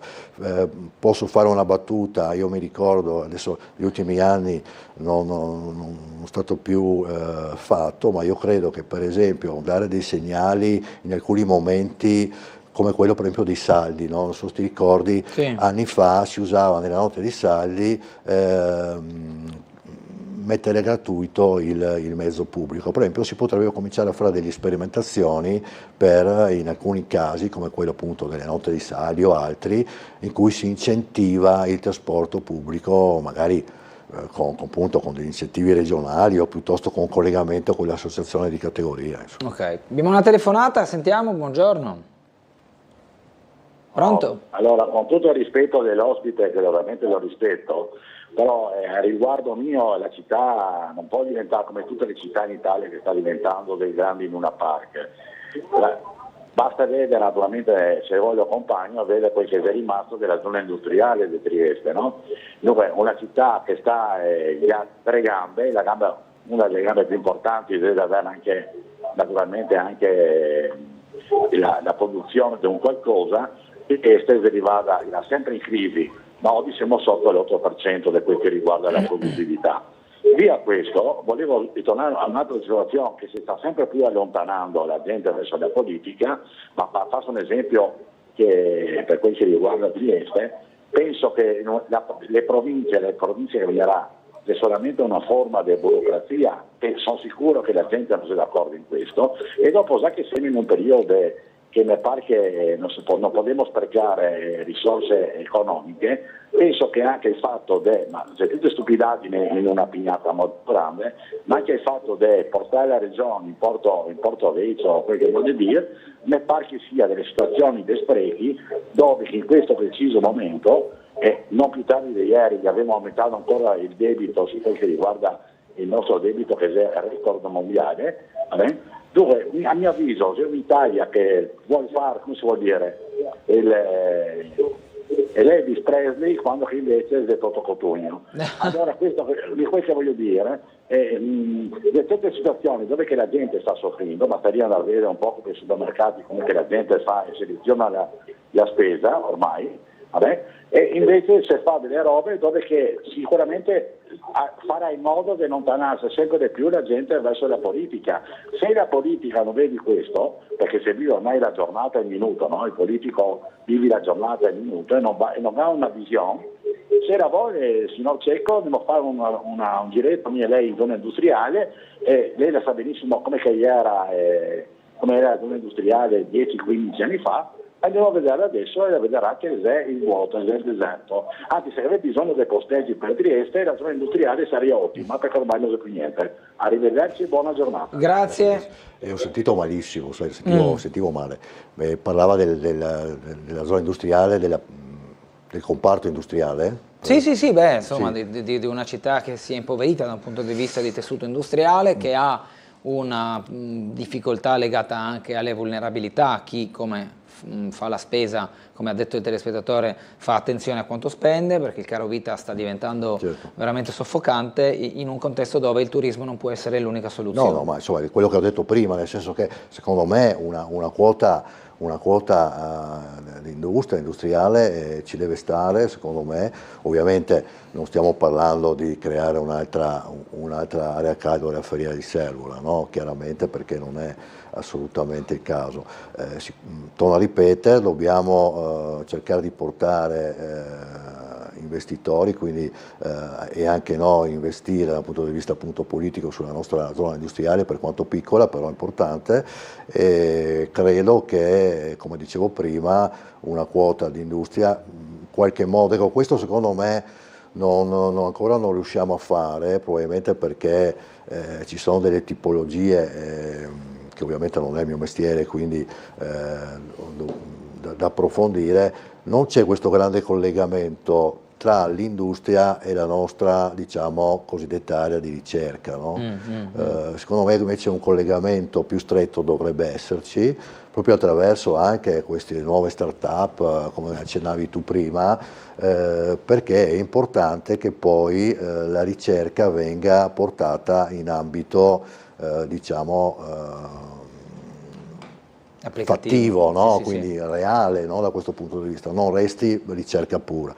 Quindi la nostra industria credo abbia bisogno di questo, però torno a ripetere, pienamente d'accordo sul fatto che ci voglia una quota, non dico altissima, ma importante del comparto industriale nell'ambito economico triestino, assolutamente. Certo. Ancora una telefonata, buongiorno.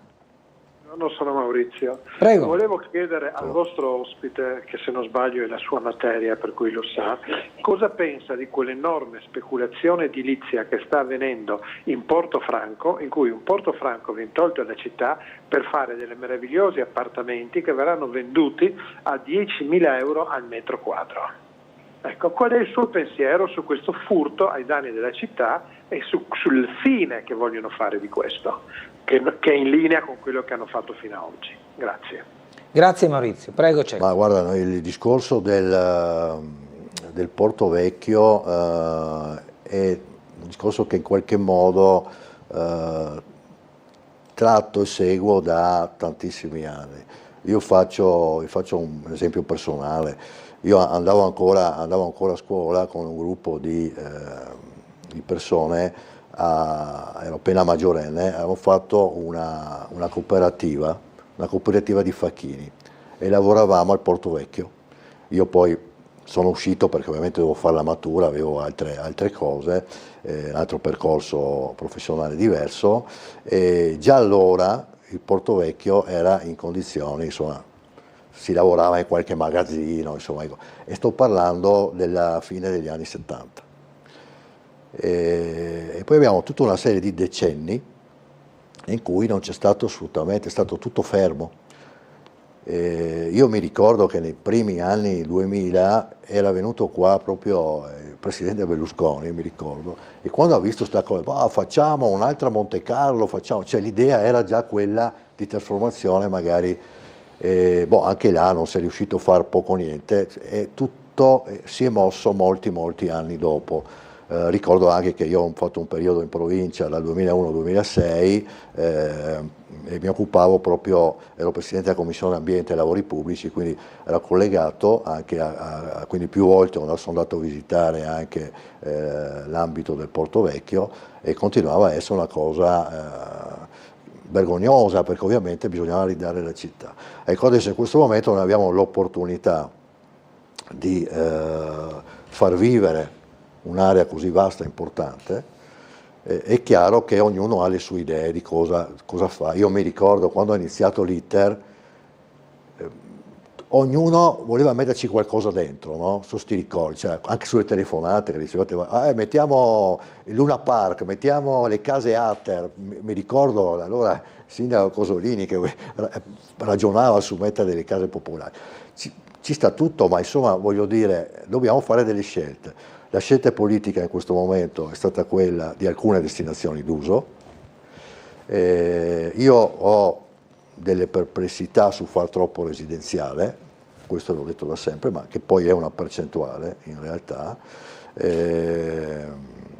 Io posso, così concludo con un'idea che avevo avuto io già proprio quando ero in provincia, quindi in tempi non sospetti.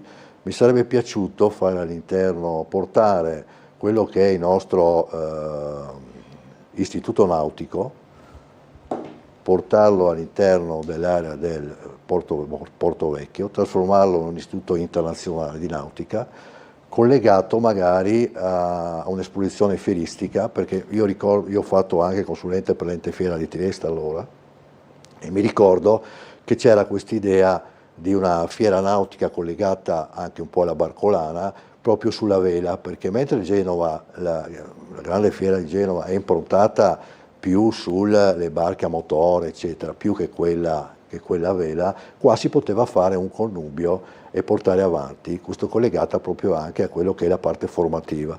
Ecco, per esempio, ognuno ha le proprie idee all'interno di questo. Certo. Credo che una quota di residenziale ci può stare, che sicuramente in un ambito come quello difficilmente può essere un ambito di case popolari. Fra l'altro, per quanto riguarda le case popolari, la Regione sta investendo molto nelle varie ATER che ci sono a livello regionale, quella triestina soprattutto. Credo che anche là ci sarà una riflessione da fare, perché abbiamo tantissime richieste che non riescono a sopperire quello che è l'ambito, la domanda. No? Ancora una telefonata, buongiorno. Maurizio, io purtroppo non sono riuscito a finire. Ecco, la mia domanda era molto... Volevo sapere cosa ne pensa, perché io non ho detto di fare case popolari in porto, perché una casa a 10.000 euro al metro quadro è tutto meno che popolare, e soprattutto non è rivolta ai triestini, perché penso che siamo in pochi che possono tirar fuori 10.000 euro al metro quadro, no? Ecco, io sto solo dicendo che mi sembra che sia l'ennesima volta in cui si pensa solo al profitto senza pensare alla città.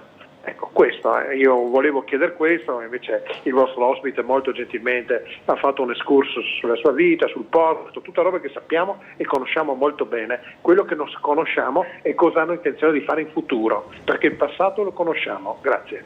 Cecco. Sì, allora, torno a ripetere, noi abbiamo ovviamente l'amministrazione comunale ha tracciate delle linee, dopodiché però qua, a quanto abbiamo capito, ci sarà un intervento privato, quindi dobbiamo valutare anche quello che richiede il mercato e quindi gli investitori, perché possiamo anche pensare di far solo servizio pubblico in Porto Vecchio, ma evidentemente non è questa la linea tracciata dall'amministrazione, quindi ci sarà comunque un misto. È chiaro che ci sono anche delle attività prettamente di servizio, vediamo tutta l'area sportivo-ludica, piuttosto che i centro congressi e altre cose che sicuramente sono a servizio prettamente della città e dei cittadini. Torno a ripetere, io sono fermamente convinto, ma l'ho detto sempre già da quando si era iniziato l'iter, ma ancora prima, che non vedo molto di buon occhio una percentuale di residenziale elevata, anzi, però evidentemente ci sono dei sistemi economici e di investimento che richiedono una quota. Ecco, io sono d'accordo col telespettatore, la terrei più bassa possibile da questo punto di vista, perché ovviamente è più, però, torno a ripetere, può portare sicuramente degli investitori, più facilmente investitori, che poi chi viene a investire a Trieste, il beneficio non è solo di chi investe, ma anche di tutta la città, perché poi porta persone, turismo, dicevamo prima, e quindi anche attività dall'alto valore aggiunto. Dunque, del progetto di rigenerazione urbana Porto Vivo, proposto dal gruppo Costim, la quota destinata alla residenzialità privata è pari a 63.000 metri quadri su un'area complessiva di oltre 200.000. Sì. Quindi comunque certo. Insomma una quota non così secondaria. Certo. Io ricordo che era stato in qualche modo promosso questo segmento residenziale per rendere viva l'area, perché se si fanno soltanto imprese, capannoni, industrie, attività di servizio, poi di sera si chiudono e se ne su. Ma se io la mia attività professionale... Poi, che abbiano un prezzo alto, sono d'accordo con chi ha chiamato. Ecco. Allora, diciamo, io la mia attività professionale ho fatto, al di là della gestione dei patrimoni immobiliari, ho anche fatto immobiliare pura, quindi ho passato dei momenti in cui siamo arrivati a un minimo storico di quotazione nel mercato a livelli come quelli attuali, che sono molto, molto alti rispetto a prima. È chiaro che in una città che ha una percentuale, lo dicevo prima, in crescita di turismo, va a incidere su quello che è il costo sia degli affitti che della compravendita delle abitazioni. Poi c'è d'altro canto il fatto che magari c'è più possibilità di attività lavorative, perché ovviamente viene collegato col turismo anche questo. C'è da mettere, torno a ripetere, c'è da trovare il giusto equilibrio anche da questo punto di vista. È chiaro che un cittadino, giustamente come diceva il telespettatore, un cittadino triestino medio non può permettersi una casa di 10.000 euro al metro quadro, questo è ovvio. Però guardate, io mi ricordo proprio quando facevo appunto l'attività immobiliare, che avevamo degli investitori, quella era il periodo dei russi, mi chiedevano degli immobili da un valore dai 10 milioni di euro in su, non ne avevamo, non esistevano. Quindi lì dice un segmento va in qualche Carciotti, modo dico, no, ma riservato così. E quindi secondo me è una nicchia anche da questo punto di vista, perché la città ha delle prerogative da questo punto di vista. Dobbiamo chiudere, grazie a Giorgio Cecco di Idea Giuliana che è stato con noi questa mattina, è Buona tutto giornata. Per questa trasmissione. Vi ricordo nuovamente che dalla prossima settimana andremo a chiudere alle 10:15 la trasmissione di Sveglia Trieste e quindi avremo un quarto d'ora in più a disposizione degli ospiti e dei telespettatori. Arrivederci.